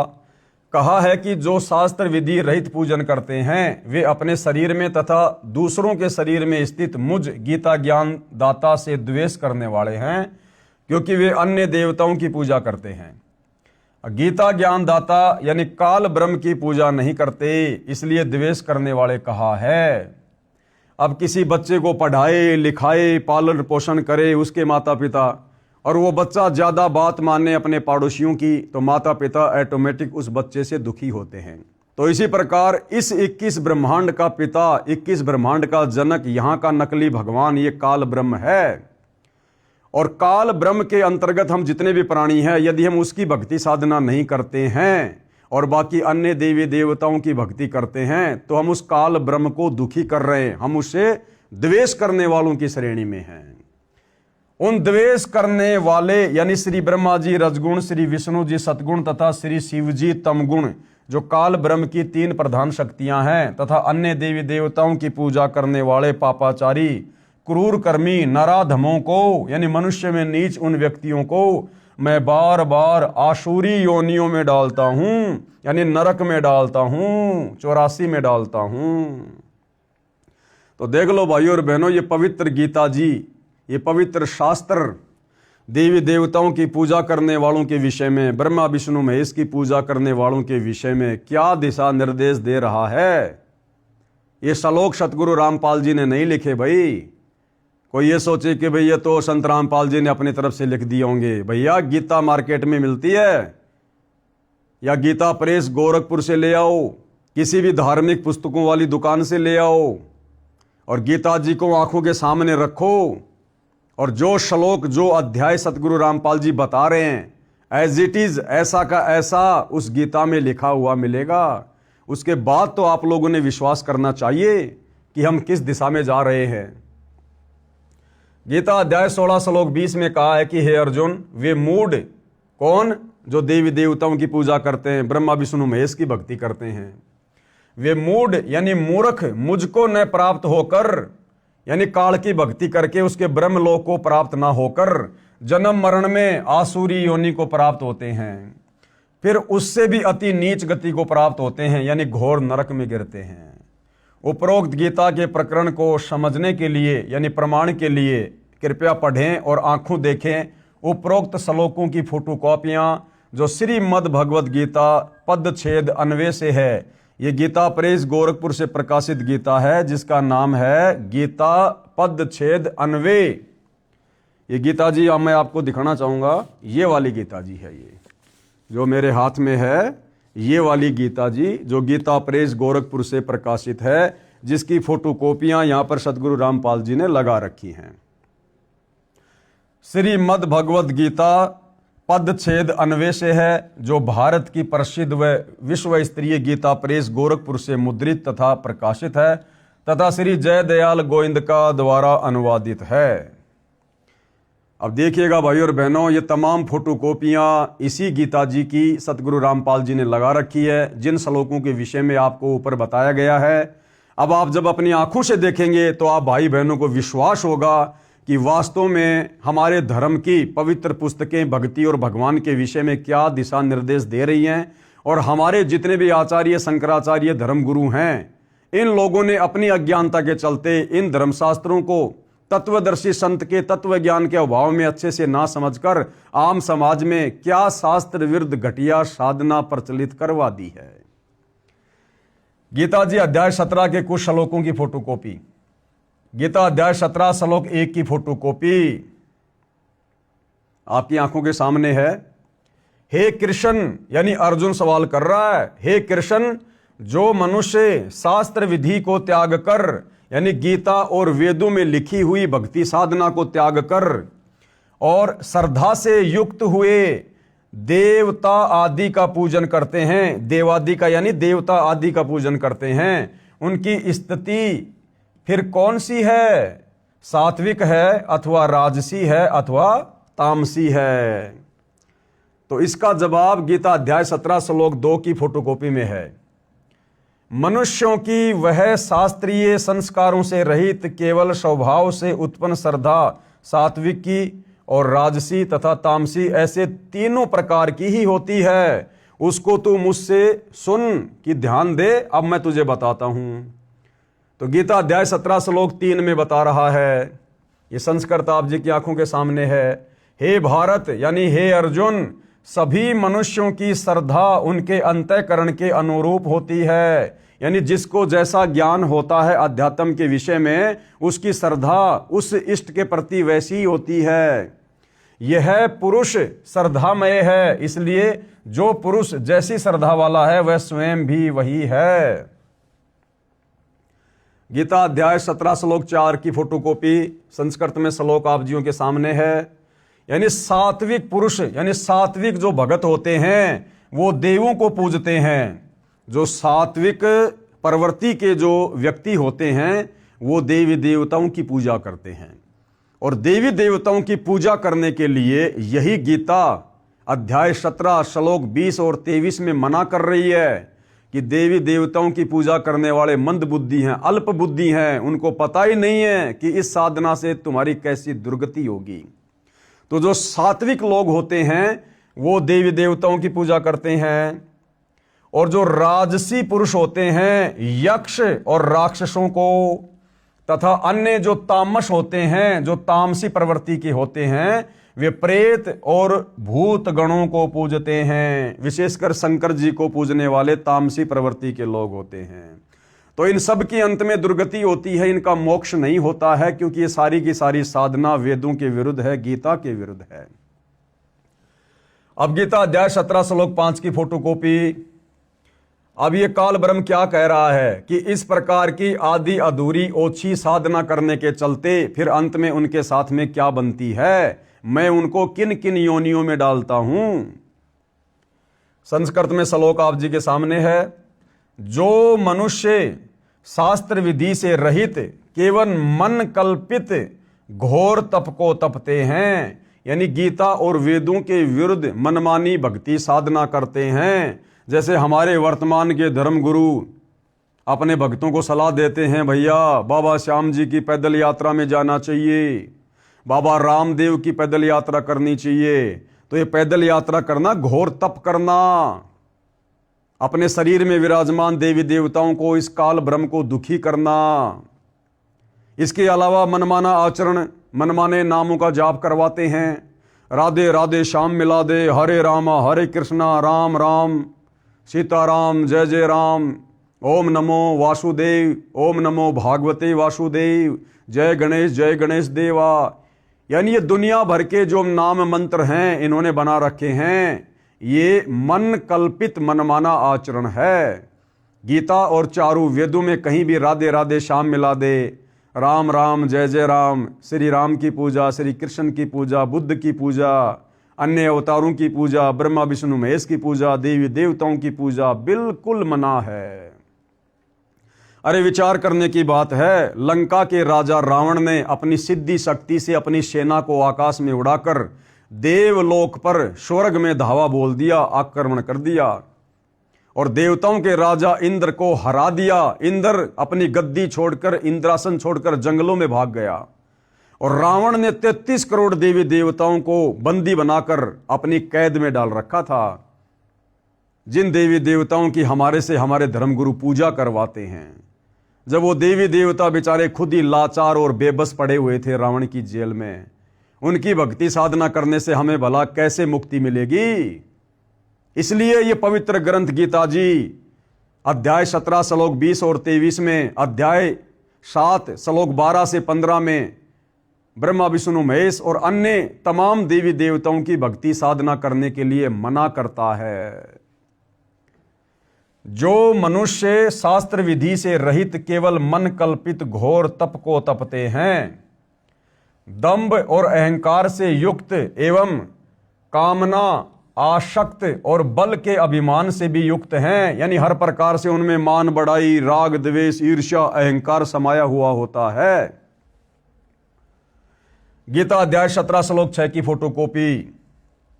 शरीर रूप से स्थित भूत समुदाय को, शरीर रूप से स्थित भूत समुदाय यानी हमारे शरीर में जो कमल चक्कर बने हुए हैं, उनमें जिन जिन उन प्रधान देवी देवताओं का वास है, जैसे स्वाद कमल में ब्रह्मा और सावित्री जी का वास है, मूल कमल में गणेश जी का वास है, नाभि कमल में श्री विष्णु और लक्ष्मी जी का वास है, कंठ कमल में दुर्गा देवी का वास है, हृदय कमल में शंकर और पार्वती का वास है।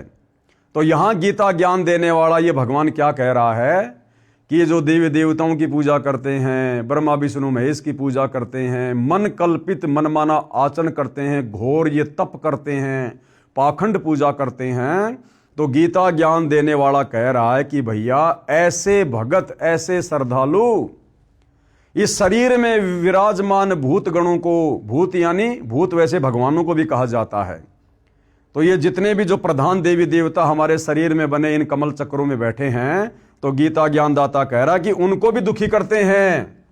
शरीर रूप में स्थित भूत समुदायों को और अंतःकरण में स्थित मुझ परमात्मा को भी कृश करने वाले हैं, अर्थात दुखी करने वाले हैं। उन अज्ञानियों को तू आसुर स्वभाव वाले जान, यानी उन अज्ञानियों को, उन मंद बुद्धियों को जो ये पाखंड पूजा करते हैं, गीता वेदों की विपरीत पूजा करते हैं, मन माने मंत्रों का जाप करते हैं, घोर तप करते हैं, कहते हैं तू उनको आसुर यानी राक्षस स्वभाव के जान। राक्षस स्वभाव के अध्याय 16 के कुछ श्लोकों की फोटोकॉपी, गीता अध्याय 16 श्लोक 17 की फोटोकॉपी। यहां पर संस्कृत में श्लोक लिखा हुआ है, यहां इसका अनुवाद है। वे अपने आप को ही श्रेष्ठ मानने वाले घमंडी पुरुष धन और माया के मद से युक्त होकर केवल नाम मात्र के यज्ञों द्वारा, यानी छोटी मोटी साधना करके, कोई भंडारा करके, पाखंड से शास्त्र विधि रहित यजन यानी पूजा पाठ करते हैं। यानी आज पूरा का पूरा हिंदू समाज इसी पाखंड पूजा पर आधारित है। गीता अध्याय 16 श्लोक 18 की फोटोकॉपी, संस्कृत में श्लोक आप जियों के सामने है। अहंकार, बल, घमंड, कामना और क्रोध आदि के प्रायण यानी वशीभूत होकर और दूसरों की निंदा करने वाले पुरुष यानी वो भगत अपने और दूसरों के शरीर में स्थित मुझ अंतर्यामी से द्वेष करने वाले हैं। ये काल कह रहा है कि इन देवी देवताओं की पूजा करने वाले पाखंड, अहंकार और घमंड से युक्त ये क्या करते हैं, ये मुझसे द्वेष करने वाले हैं, यानी ये मेरी भक्ति भी नहीं करते, ओम नाम की भक्ति भी नहीं करते, और ही पाखंड पूजाओं में, घटिया साधनाओं में लगे रहते हैं। गीता जी अध्याय 16 श्लोक 19 की फोटोकॉपी, संस्कृत में श्लोक आप जियों के सामने है। अब ये काल ब्रह्म गीता का ज्ञान देने वाला भगवान क्या कह रहा है, ऐसे भक्तों के विषय में, ऐसे साधकों के विषय में जो मनमानी भक्ति करते हैं, घोर तप को तपते हैं, देवी देवताओं की पूजा करते हैं, ब्रह्मा विष्णु महेश की पूजा करते हैं, तीर्थों पर जाते हैं, धामों पर जाते हैं, पैदल यात्रा करते हैं, मंदिर, मस्जिद, चर्च, गुरुद्वारों में जाते हैं, उनके विषय में क्या कहा जा रहा है कि उन द्वेष करने वाले पापाचारी, यानी वो हर प्रकार का पाप भी करते हैं, मुर्गी मार के वो खा जाएं, किसी भी प्रकार का मांस मटन वो खा लेते हैं, शराब वो पी लेते हैं, बीड़ी, सिगरेट, गुटखा, जर्दा, तमाकू, हुक्का, हर प्रकार का नशा वो करते हैं, इसलिए उनको पापाचारी भी कहा है। उन द्वेष करने वाले पापाचारी और क्रूर कर्मी यानी घोर से घोर निंदनीय कर्म करने वाले नराधमों को, नराधमों यानी मनुष्यों में नीच व्यक्तियों को मैं कौन, ये गीता का ज्ञान देने वाला भगवान संसार में बार बार आसुरी योनियों में ही डालता हूं, भूत प्रेत की योनियों में डालता हूं, भूत प्रेत की योनियों में। गीता अध्याय 16 श्लोक 20 की फोटोकॉपी, फिर आगे क्या कह रहा है ये गीता का ज्ञान देने वाला काल ब्रह्म अर्जुन से। हे अर्जुन, वे मूढ़ मुझको न प्राप्त होकर, यानी नीचे देवी देवताओं की पूजा करने वाले, पाखंड पूजा करने वाले, मंदिर, मस्जिद, चर्च, गुरुद्वारों की पूजा करने वाले, हे अर्जुन वे मूढ़ यानी मूर्ख मुझको न प्राप्त होकर ही जन्म जन्म में आसुरी योनियों को प्राप्त होते हैं, भूत प्रेत और पितर बनकर कष्ट भोगते हैं, उससे भी अति नीच गति को प्राप्त होते हैं, अर्थात घोर नरक में पड़ते हैं। देख लो भाइयों और बहनों, जो साधना हमारे पूर्वज सदियों से करते आ रहे थे तत्व ज्ञान के अभाव में, जो साधना कर करके हमारे बड़े बड़े धर्मगुरु ऋषि मुनि अपना शरीर छोड़ने के बाद दुर्गति को प्राप्त हुए, तो विचार करो भाइयों और बहनों, इस पवित्र ग्रंथ गीता जी के अनुसार यदि हम शास्त्र विधि को त्याग के मनमाना आचरण करेंगे, देखा देखी दंत कथा वाली लोक वेद वाली भक्ति करेंगे, आंख बंद करके भक्ति करेंगे, तत्वदर्शी संत की सुसंगति में आकर उनसे उपदेश लेकर भक्ति नहीं करेंगे, तो आप और हमारे साथ भी फिर अंत समय में यही बनेगी। हमें भी आसुरी योनियों में जाना पड़ेगा, भूत प्रेत बनना पड़ेगा और फिर नरक भी भोगना पड़ेगा। अब गीता अध्याय 16 श्लोक 23 क्या कह रहा है कि ये जो तमाम प्रकार की पूजा पाठ जो लोग कर रहे हैं, जिनका शास्त्रों में कहीं कोई उल्लेख नहीं है, जो शास्त्र विधि रहित भक्ति साधना है, कहते हैं ये तो मनमाना आचरण है, मनमाना आचरण। और गीता अध्याय 16 श्लोक 23 में गीता का ज्ञान देने वाला ये भगवान काल ब्रह्म क्या कह रहा है? जो पुरुष शास्त्र विधि को त्याग कर अपनी इच्छा से मनमाना आचरण करता है, वह नए सिद्धि को प्राप्त होता है। यानी उस भक्ति से उसको कोई सिद्धि नहीं होगी, कोई लाभ नहीं होगा, कोई कार्य सिद्ध नहीं होगा, न उसकी कोई परम गति होगी और ना उसको किसी प्रकार का सुख मिलेगा, क्योंकि उसका जन्म मरण का रोग समाप्त नहीं होगा। और जन्म मरण समाप्त नहीं हुआ तो बार बार जन्म लेगा, कभी पशु का, कभी पक्षी का, कभी मनुष्य का, कभी नरक में जाएगा। तो वो कभी भी सुखी नहीं हो सकता जो जन्म और मरण में है। आगे गीता अध्याय 16 श्लोक 24 में क्या कहा जा रहा है कि भैया फिर इसका क्या उपाय है, फिर भक्ति साधना कैसे करें, किस चीज को आधार माने कि क्या भक्ति सही है, क्या भक्ति गलत है। इससे तेरे लिए इस कर्तव्य और अकर्तव्य की व्यवस्था में, यानी कौन सी भक्ति करनी चाहिए, कौन सी भक्ति नहीं करनी चाहिए, अर्जुन इस व्यवस्था में तेरे लिए शास्त्र ही प्रमाण है। और हिंदू धर्म के मुख्य शास्त्र हैं चारों वेद और गीता। और जो व्यक्ति गीता और चारों वेदों के अनुसार बताई साधना नहीं करता है, वो मनमाना आचरण कर रहा है। ऐसा जानकर तू शास्त्र विधि से नियत कर्म करने योग्य है, अर्थात तेरे को शास्त्र विधि अनुसार ही भक्ति साधना करनी चाहिए। मनमाना आचरण करके दुर्गति को प्राप्त नहीं होना चाहिए। गीता जी अध्याय 7 श्लोक 12 की फोटोकॉपी संस्कृत में श्लोक आप जियों के सामने है। और भी जो सत्व गुण से उत्पन्न होने वाले भाव हैं और जो रजोगुण से उत्पन्न होने वाले भाव हैं, उनको तू मुझसे ही होने वाला जान। अब ध्यान से पढ़ना भाइयों और बहनों। अब ये गीता का ज्ञान देने वाला भगवान काल ब्रह्म अर्जुन से क्या कह रहा है?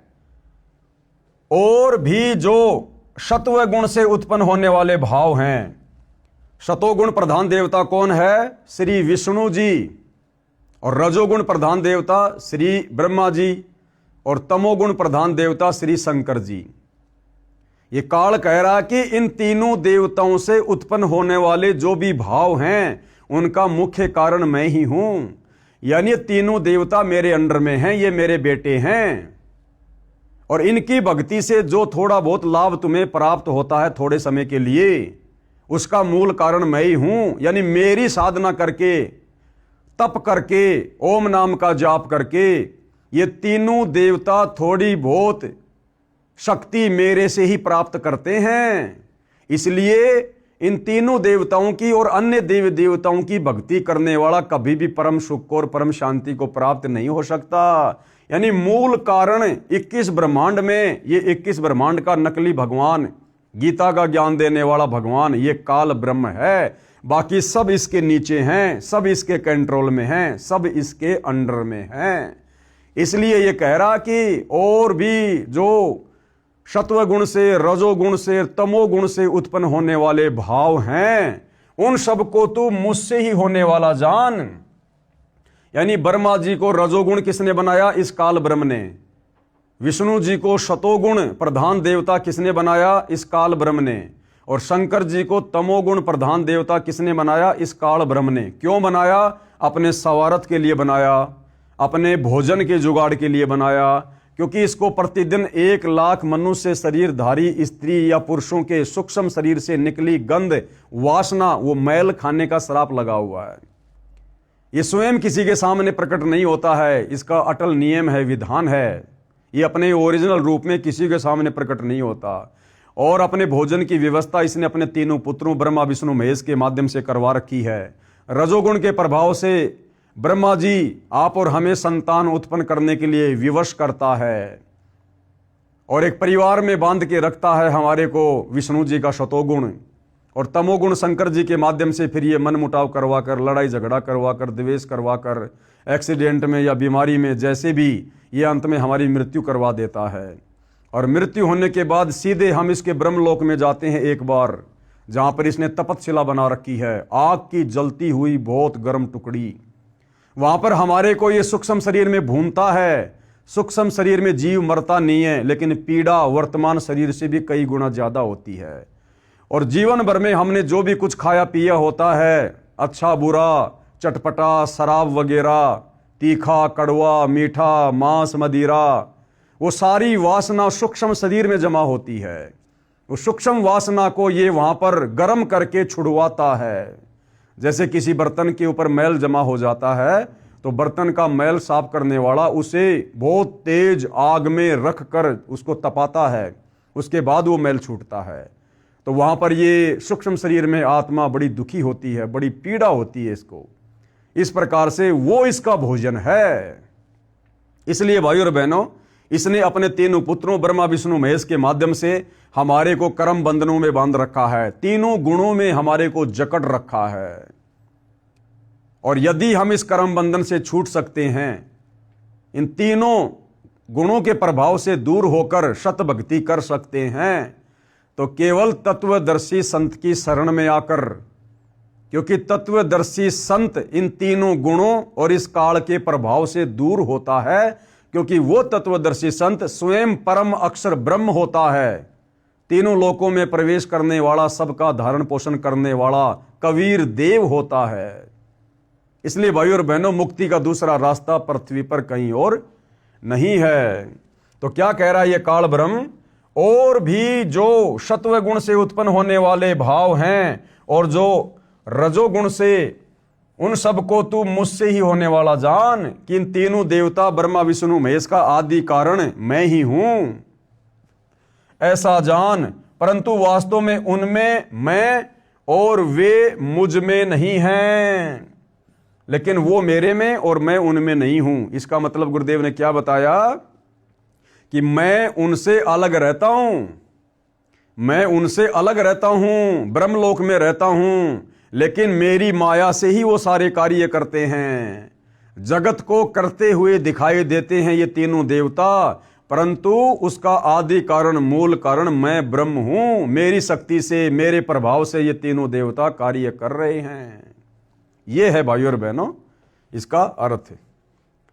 विशेष अब पूज्य गुरुदेव भगवान क्या समझाना चाहते हैं?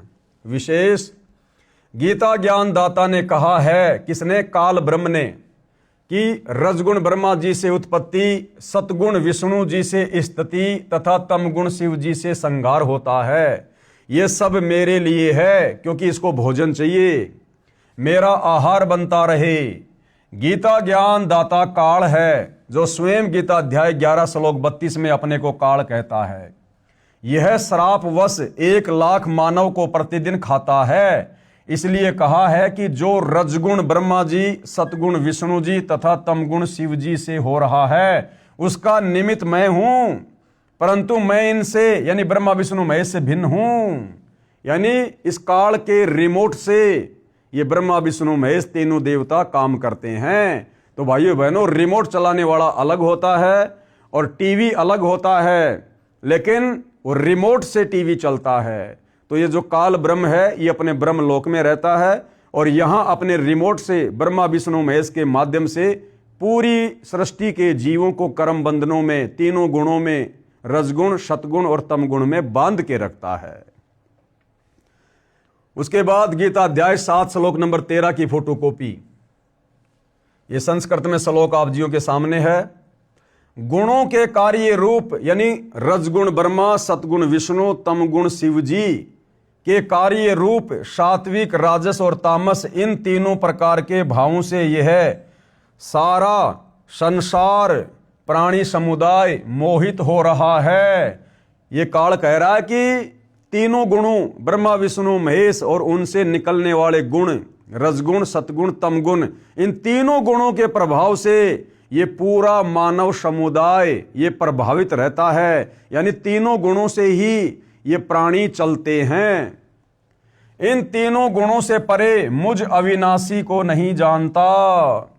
इन तीनों गुणों से परे ये गीता का ज्ञान देने वाला काल भगवान कह रहा है कि मुझ अविनाशी को नहीं जानते, यानी मुझ ब्रह्म के बारे में कि मैं ब्रह्मलोक में रहता हूं, मेरा ओम नाम का जाप है, मेरी साधना करने वाला ब्रह्मलोक में चला जाता है। कह रहा है कि इन तीनों के माया से प्रभावित होकर, श्री ब्रह्मा जी के रजोगुण से प्रभावित होकर, श्री विष्णु जी के सतोगुण से प्रभावित होकर और शंकर जी के तमोगुण से प्रभावित होकर ये जन समुदाय यानी एक ब्रह्मांड के सारे प्राणी ये इतने प्रभावित हैं कि ये मुझ काल ब्रह्म को भी नहीं जानते। और यहां इसने जो अपने आप को अविनाशी कहा है, अविनाशी यानी जिसका कभी विनाश नहीं होता, इसने अविनाशी अपने को सिर्फ इसलिए कहा है क्योंकि इसकी मृत्यु बहुत लंबे समय बाद होती है। ब्रह्मा विष्णु महेश तो करोड़ों अरबों बार खत्म हो जाते हैं, तब कहीं जाकर ये काल मरता है, एक बार इसका शरीर छूटता है, जैसा कि परमात्मा जी ने विधान बना रखा है। तो ये इन तीनों से उत्तम है, इसलिए अपने आप को अविनाशी कह रहा है। आगे चलिए भाइयों और बहनों, गीता अध्याय 7 श्लोक नंबर 14 की फोटोकॉपी श्लोक आप जियों के सामने है। और क्या कहा जा रहा है? क्योंकि यह अलौकिक अर्थात अति अद्भुत त्रिगुणमयी मेरी माया बड़ी दस्तूर है। ये काल ब्रह्म क्या कह रहा है ब्रह्मा विष्णु महेश के बारे में? क्योंकि यह अलौकिक अर्थात अति अद्भुत त्रिगुणमयी माया, रजगुण ब्रह्मा सतगुण विष्णु, ये मेरी माया बड़ी दुस्तर है, यानी बड़ी खतरनाक है। परंतु जो पुरुष केवल मुझको ही निरंतर भजते हैं वे इस माया को उल्लंघन कर जाते हैं, अर्थात संसार से तर जाते हैं। अब ये काल ब्रह्म क्या कह रहा है कि वैसे तो ये ब्रह्मा विष्णु महेश से निकल रही माया, रजगुण सतगुण तमगुण, ये बड़ी दस्तूर है, बड़ी खतरनाक है, जिसने एक ब्रह्मांड के सारे प्राणियों को मोहित कर रखा है। फिर ये काल क्या कहता है? परंतु जो व्यक्ति इस त्रिगुणमयी माया से ऊपर उठकर, यानी ब्रह्मा विष्णु महेश की रजगुण सतगुण और तमगुण इस माया से, जिस माया ने एक ब्रह्मांड के सभी प्राणियों को जकड़ रखा है, मोहित कर रखा है, कहते हैं जो इस त्रिगुणमयी माया से ऊपर उठकर और मुझ काल ब्रह्म की भक्ति करते हैं, मेरे ओम नाम का जाप करते हैं, वे इस माया को उल्लंघन कर जाते हैं, अर्थात संसार से तर जाते हैं। संसार से तरने का मतलब ब्रह्मा विष्णु महेश की भक्ति ना करके और जो मुझ काल ब्रह्म की भक्ति करते हैं वो लंबे समय तक मेरे ब्रह्म लोक में आनंद से रहेंगे। लेकिन भाई ब्रह्म लोक में गया हुआ साधक भी पुनरावृत्ति में है। कहने का मतलब है कि ब्रह्मा विष्णु महेश की भक्ति से तो मुझ काल ब्रह्म की भक्ति कर लो, वो लाख गुना अच्छी है। भले तुम्हारा जन्म मरण समाप्त नहीं होगा, गधे कुत्ते बनना समाप्त नहीं होगा, लेकिन महास्वर्ग में ब्रह्मा विष्णु महेश की तुलना में तुम काफी लंबे समय तक रहोगे। इसके कहने का मतलब यह है कि ब्रह्मा विष्णु महेश की पूजा से तो मुझ काल की पूजा अच्छी है, उत्तम है। फिर गीता अध्याय 7 श्लोक 15, यहां ये काल ब्रह्म गीता का ज्ञान देने वाला, जो ये प्राणी समुदाय केवल ब्रह्मा विष्णु महेश की इन तीनों गुणों की भक्ति पर आधारित है, ये गीता का ज्ञान देने वाला भगवान काल ब्रह्म ऐसे भक्तों को 4 गालियां दे रहा है, 4 गालियां, जो केवल ब्रह्मा विष्णु महेश तक की भक्ति पर सीमित हैं, जो इस काल की भक्ति भी नहीं करते। माया के द्वारा जिनका ज्ञान हरा जा चुका है, कौन सी माया के द्वारा? रजगुण ब्रह्मा के द्वारा, सतगुण विष्णु के द्वारा, तमगुण शिव जी के द्वारा।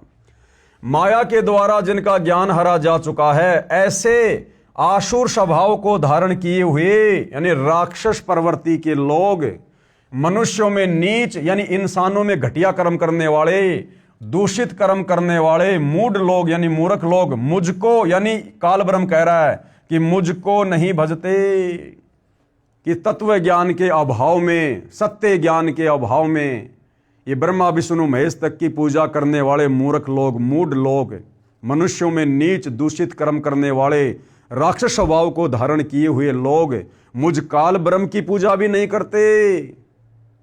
इसलिए ये यहाँ पर दुखी हो रहा है, परेशान हो रहा है कि ये पूरी की पूरी दुनिया केवल ब्रह्मा विष्णु महेश को ही परमात्मा मान के पूज रही है, जबकि इस दुनिया को ये नहीं पता कि ब्रह्मा विष्णु महेश का रिमोट भी मुझ काल के हाथ में है।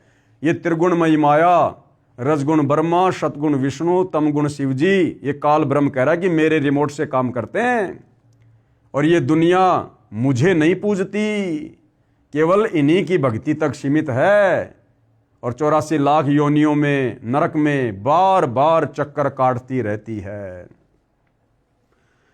आगे भाइयों और बहनों, विशेष इस गीता अध्याय 7 श्लोक 15 में स्पष्ट किया है कि जिन साधकों की आस्था रजगुण ब्रह्मा जी, सतगुण विष्णु जी तथा तमगुण शिव जी में अति दृढ़ है तथा जिनका ज्ञान लोक वेद दंत कथाओं के आधार से इस त्रिगुणमयी माया के द्वारा हरा जा चुका है, वे इन्हीं तीनों प्रधान देवताओं व अन्य देवताओं की भक्ति पर दृढ़ हैं। इनसे ऊपर मुझे यानी गीता ज्ञानदाता को नहीं भजते, नहीं पूजते। ऐसे व्यक्ति राक्षस स्वभाव को धारण किए हुए मनुष्यों में नीच, नराधमा, दूषित कर्म करने वाले मूर्ख हैं। वे मुझको यानी गीता ज्ञान देने वाले काल ब्रह्म को भी नहीं पूजते, नहीं भजते। स्पष्ट कर दिया भाई और बहनों इस पवित्र ग्रंथ ने। फिर गीता अध्याय 7 श्लोक 20 की फोटोकॉपी संस्कृत में श्लोक आप जियों के सामने है। और हे अर्जुन, ये काल ब्रह्म कह रहा है कि हे अर्जुन, उन भोगों की कामना द्वारा जिनका ज्ञान हरा जा चुका है, वे लोग अपने स्वभाव से प्रेरित होकर उस नियमों को धारण करके अन्य देवताओं को भजते हैं अर्थात पूजते हैं। गीता अध्याय 7 श्लोक 21 की फोटोकॉपी संस्कृत में श्लोक आप जियों के सामने है। जो सकाम भगत जिस जिस देवता के स्वरूप को श्रद्धा से पूजता है, चाहता है, उस भगत की श्रद्धा को मैं उसी देवता के प्रति स्थिर करता हूं। यानी कहने का मतलब है कि जो भगत तत्व ज्ञान के अभाव में जिन जिन देवताओं की पूजा करता है, जिस भी श्रद्धा भाव से, उनको थोड़ा बहुत लाभ जो भी मिलता है उन देवी देवताओं की पूजा से, भक्ति से, ये काल कह रहा है कि वो मैं ही देता हूं। फिर गीता अध्याय 7 श्लोक 22 की फोटोकॉपी संस्कृत में श्लोक आप जियों के सामने है। और क्या कहा जा रहा है? वह पुरुष उस श्रद्धा से युक्त होकर उस देवता का पूजन करता है और उस देवता से मेरे द्वारा ही विधान किए हुए उन इच्छित भोगों को निसंदेह प्राप्त करता है। यानी तत्व ज्ञान के अभाव में, संपूर्ण अध्यात्म की अभाव में जो इस पृथ्वी के प्राणी, स्त्री, पुरुष जो उन देवी देवताओं की भी पूजा करते हैं, तो उन देवी देवताओं से भी जो थोड़ा बहुत लाभ मिलता है, ये काल कहता है कि वो विधान भी मैंने बना रखा है, वो भी मेरी ही शक्ति से वो देवी देवता उनको थोड़ा बहुत कुछ देते हैं। जैसे स्टेट का मुख्य राजा होता है मुख्यमंत्री, और कोई व्यक्ति यदि किसी सरपंच से लाभ लेने की कोशिश करता है, सरपंच के ही गुणगान करता है, तो सरपंच यदि थोड़ा बहुत उसको लाभ दे भी देता है, तो वो लाभ उस स्टेट के मुख्यमंत्री से ही जानो, क्योंकि सरपंच को जो शक्ति मिली है वो स्टेट के मुख्यमंत्री से ही मिली हुई है। तो देवी देवताओं की पूजा करने वाले को जो थोड़े बहुत लाभ होते हैं, वो देवी देवता नहीं बल्कि इस काल ब्रह्म की शक्ति से ही मिलता है। गीता अध्याय 7 श्लोक 23 की फोटोकॉपी संस्कृत में श्लोक आप जियों के सामने है। परंतु उन अल्प बुद्धि वालों का वह फल नाशवान है। परंतु उन अल्प बुद्धि वालों का, कौन अल्प बुद्धि वाले? जिनके विषय में गीता ज्ञान देने वाला काल ब्रह्म गीता अध्याय 17 श्लोक 20 और 23 में कह रहा है कि जो देवी देवताओं की पूजा करते हैं वो तो अल्प बुद्धि वाले हैं, मंद बुद्धि वाले हैं। तो काल क्या कह रहा है देवी देवताओं के पुजारियों के विषय में? परंतु उन अल्प बुद्धि वालों का वह फल नाशवान है। यानी थोड़ी बहुत साधना करके देवी देवताओं की जो फल प्राप्त करते हैं वो तो नाशवान है, यानी मुक्ति नहीं है। 84 में जाना पड़ेगा, नरक भोगना पड़ेगा, गधे कुत्ते सूअर की योनि में कष्ट उठाना पड़ेगा।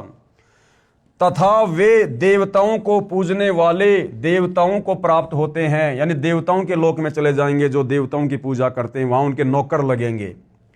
और मेरे भगत चाहे जैसे भी भजें अंत में मुझको ही प्राप्त होते हैं। और ओम नाम की साधना करने वाले, ये काल ब्रह्म कह रहा है कि वो मेरे ब्रह्म लोक में आ जाएंगे।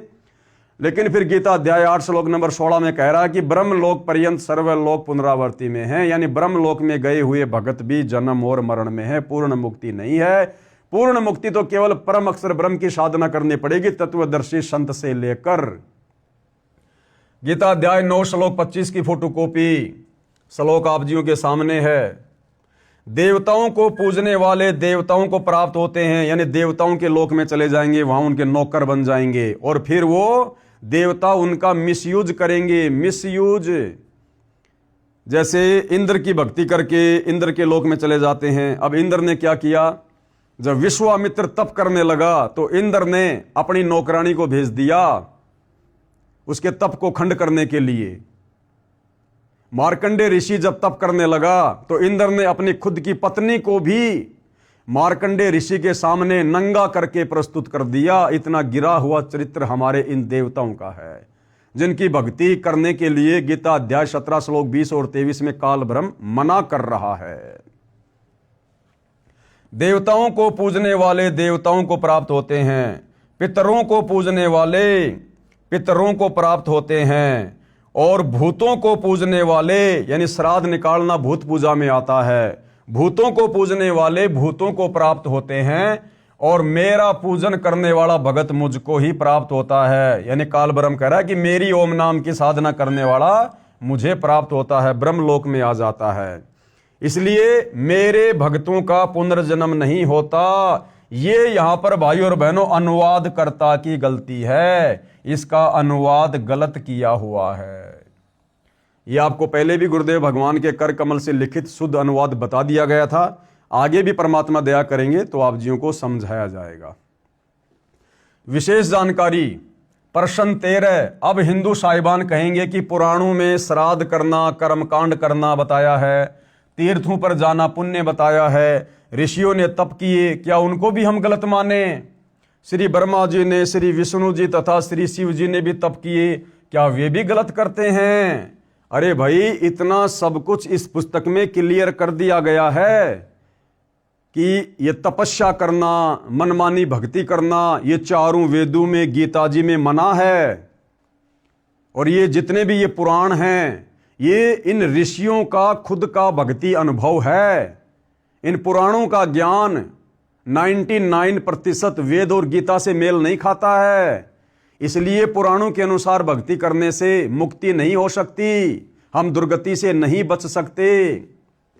तो उत्तर दे रहे हैं गुरुदेव, ऊपर श्रीमद् भगवत गीता से स्पष्ट कर दिया है कि जो घोर तप करते हैं वे मूर्ख हैं, पापाचारी और क्रूर कर्मी हैं। चाहे कोई ऋषि हो या अन्य, उनको वेदों का कै ख का भी ज्ञान नहीं था।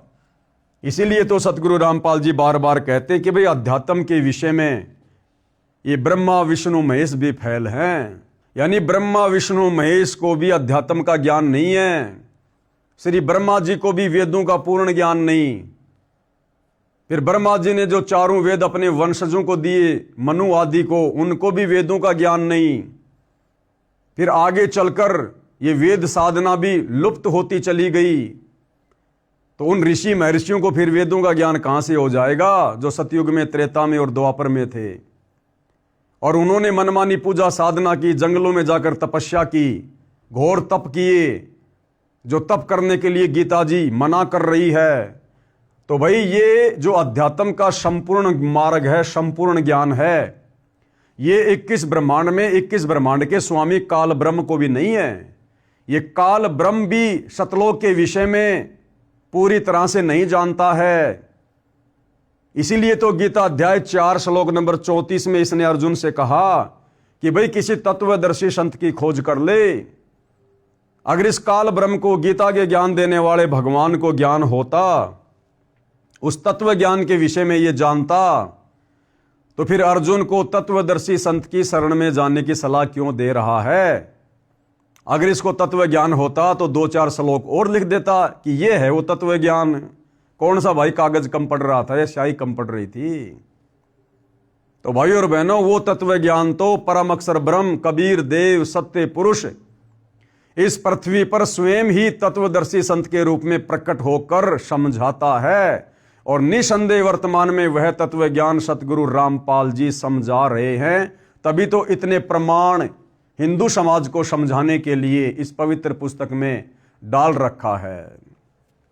सामान्य हिंदू को तो होगा कहां से भाई, जब ब्रह्मा विष्णु महेश ही तप किया करते थे, वेदों विरुद्ध साधना किया करते थे, तो जब ब्रह्मा विष्णु महेश को भी वेद ज्ञान नहीं है तो सामान्य ऋषियों को, संतों को, बेचारों को कहां से होगा। और फिर वर्तमान के जो सामान्य हिंदू हैं फिर उनको कहां से होगा। सामान्य हिंदू को तो होगा कहां से। गीता में तीर्थों पर जाना कहीं नहीं लिखा है, इसलिए तीर्थ भ्रमण गलत है। शास्त्र विधि त्याग कर मनमाना आचरण है जो गीता में व्यर्थ कहा है। अगला सवाल किया है प्रश्न 14, क्या पुराण शास्त्र नहीं है। उत्तर, पुराणों का ज्ञान ऋषियों का अपना अनुभव है। वेद व गीता प्रभुदत्त यानी गॉड गिवन ज्ञान है जो सत्य है। ऋषियों ने वेदों को पढ़ा लेकिन ठीक से नहीं समझा, जिस कारण से लोकवेद यानी एक दूसरे से सुने ज्ञान को उस आधार से साधना की। कुछ ज्ञान वेदों से लिया, यानी ओम नाम का जाप यजुर्वेद अध्याय 40 श्लोक 15 से ले लिया, और तप करने का ज्ञान ब्रह्मा जी से ले लिया। तप करने की सलाह वेदों में नहीं है। तो इन ऋषियों ने क्या किया कि ओम नाम का मंत्र तो निकाल लिया यजुर्वेद से, और ब्रह्मा जी से इन्होंने ये तप करने का ज्ञान ले लिया, क्योंकि ब्रह्मा जी को वेद ज्ञान नहीं था। ब्रह्मा जी को काल ने आकाशवाणी कर दी थी जब ये कमल के फूल पर बैठा हुआ था कि तप करो तप करो, तो ब्रह्मा जी ने उस काल की आकाशवाणी को परमात्मा की आकाशवाणी समझकर तप करना शुरू कर दिया। तो ब्रह्मा जी की देखा देखी फिर नीचे ऋषियों ने करना शुरू कर दिया। तो इन पुराणों में कंप्लीट ज्ञान मुक्ति वाला नहीं है, भक्ति वाला नहीं है, अध कचरा ज्ञान है जो हमारे किसी काम का नहीं है। कुछ ज्ञान वेदों से लिया, यानी ओम नाम का जाप यजुर्वेद अध्याय 40 श्लोक 15 से लिया। तप करने का ज्ञान ब्रह्मा जी से लिया। खिचड़ी ज्ञान के अनुसार साधना करके सिद्धियां प्राप्त करके किसी को श्राप किसी को आशीर्वाद देकर जीवन नष्ट कर गए। गीता में कहा है कि जो मनमाना आचरण यानी शास्त्र विधि त्याग कर साधना करते हैं उनको कोई लाभ नहीं होता, यानी उनकी मुक्ति नहीं होती, जन्म मरण से पीछा नहीं छूटता। जो घोर तप को तपते हैं वे राक्षस स्वभाव के हैं, राक्षस स्वभाव के। अब भाइयों और बहनों, वेदों के विरुद्ध साधना करने वाले साधक, वो चाहे ब्रह्मा विष्णु महेश रहे हों, चाहे देवता रहे हों, चाहे नर और नारायण रहे हों, या फिर हमारे जितने भी साधु संत महात्मा ऋषि मुनि हैं, विश्वामित्र जी, दुर्वासा जी, वशिष्ठ जी, चाहे ये रहे हों, ये सब के सब आसुर स्वभाव को धारण किए हुए ही थे। कभी भी सद्बुद्धि प्राप्त नहीं हो सकती, नीच कर्म करने से पीछे नहीं हट सकते। और इन ऋषि मुनियों का जो हमारे लिए वर्तमान में अज्ञान आधार से बड़े आदरणीय और सम्माननीय हैं, जिनको हम परम संत परम ऋषिजन मानकर उनकी महिमा किया करते थे, अब आगे हम गुरुदेव भगवान के आशीर्वाद से पढ़ेंगे उनके जीवन चरित्र को, उनके इतिहास को, कि जिनको हम बहुत बड़े तपस्वी माना करते थे, बहुत बड़े भगत माना करते थे, असल में उनका चरित्र क्या था। उस साधना के करने के चलते उनके स्वभाव में, उनके आचरण में साधुता क्यों नहीं आई, भक्ति अंदर प्रवेश क्यों नहीं आ पाई। तपस्या करके उन्होंने अपनी बैटरी चार्ज कर ली और उससे फिर उन्होंने किसी का अच्छा कर दिया, किसी को शराब देके उसका बुरा कर दिया, और समाज में झूठी महिमा प्राप्त करके वो एटम बम बन के घूमते रहे, और डर के मारे दुनिया उनको नमस्कार करती रही कि महाराज जी को कुछ ज्यादा बोल देंगे, सवाल जवाब कर लेंगे तो महाराज जी कहीं हमें श्राप ना दे दें, हमारा सत्यानाश ना हो जाए। तो ये राजा लोग और ये दुनिया वाले डर के मारे उन साधु संतों का आदर किया करते थे।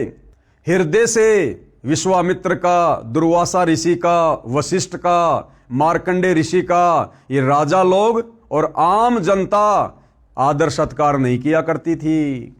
तो इसके विषय में भाइयों और बहनों हम विशेष चर्चा, विशेष ज्ञान अगले एपिसोड में प्राप्त करेंगे। इसी पवित्र पुस्तक जिसको सतगुरु रामपाल जी परमेश्वर जी ने अपने कर कमल से लिखा है, हिंदू समाज व पूरे विश्व के मानव समाज पर एक विशेष उपकार करते हुए, पुस्तक का नाम है हिंदू साहिबान नहीं समझे गीता वेद पुराण। तो आज के वीडियो में भाई और बहनों केवल इतना ही। प्रार्थना करूंगा हिंदू समाज से जुड़े भाई बहनों से थोड़ा निष्पक्ष रूप से धैर्य के साथ आप जी इस पुस्तक को पढ़िए और इसमें जो प्रमाण दिए गए हैं हिंदू समाज के पवित्र धर्मशास्त्रों से, वो भी आपकी आंखों के सामने रखे जा रहे हैं, दिखाए जा रहे हैं। उसके बाद तो किसी को कोई शंका नहीं होनी चाहिए। तो आप जी मनुष्य जीवन प्राप्त हैं, विशेष बुद्धि परमात्मा ने मनुष्य को बख्शी हुई है। हम चिंतन मनन कर सकते हैं, विचार विमर्श कर सकते हैं, नहीं समझ में आता है एक दूसरे से सलाह ले सकते हैं। और भाई और बहनों, ये मनुष्य जन्म केवल हमें शत भक्ति करके सदगति प्राप्त करने के लिए मिला है, जन्म मरण से छुटकारा प्राप्त करने के लिए मिला है। इसलिए अब इस मौके को ना चूकिए। परमात्मा स्वयं तत्वदर्शी संत के रूप में धरती पर प्रकट है, लेकिन सबसे पहले उनके ज्ञान को समझना जरूरी है। अगर ज्ञान समझ में नहीं आएगा तो हमें कोई भी उनकी भक्ति साधना से भ्रमित कर देगा। इसलिए यदि भक्ति पर लंबी रेस का घोड़ा बनना है, अंत समय तक दृढ़ता के साथ भक्ति करनी है, तो पहले ज्ञान को समझना बहुत जरूरी है। क्योंकि परमात्मा कहते हैं ज्ञान संपूर्ण हुआ नहीं, हृदय नहीं छिदाए, यानी दिल में जगह बनी नहीं, और देखा देखी भक्ति का भाई रंग नहीं ठहराए। ऐसे भगत को जिसको ज्ञान अच्छे से समझ में नहीं आया, ऐसे भगत को कोई भी व्यक्ति भक्ति मार्ग से अटपट करके विचलित कर सकता है। तो आप जी किसी भी प्रकार से भक्ति मार्ग से विचलित ना हो, इसके लिए सर्वप्रथम आपका ये दायित्व है कि आप सतगुरु रामपाल जी के कर कमल से लिखित पुस्तकें या उनके मुख कमल से बोले गए प्रवचनों को, सत्संगों को जेब से मोबाइल निकालकर यूट्यूब पर सुनिए और दृढ़ हो जाइए, और उसके बाद उनसे उपदेश लेकर अपनी आत्मा के कल्याण के मार्ग में आगे बढ़िए। तो आज के वीडियो में केवल इतना ही। पूज्य गुरुदेव भगवान हम सबको आशीर्वाद दे, आज्ञा दे, सद्बुद्धि दे। बंदी छोड़ सतगुरु रामपाल जी भगवान की जय हो।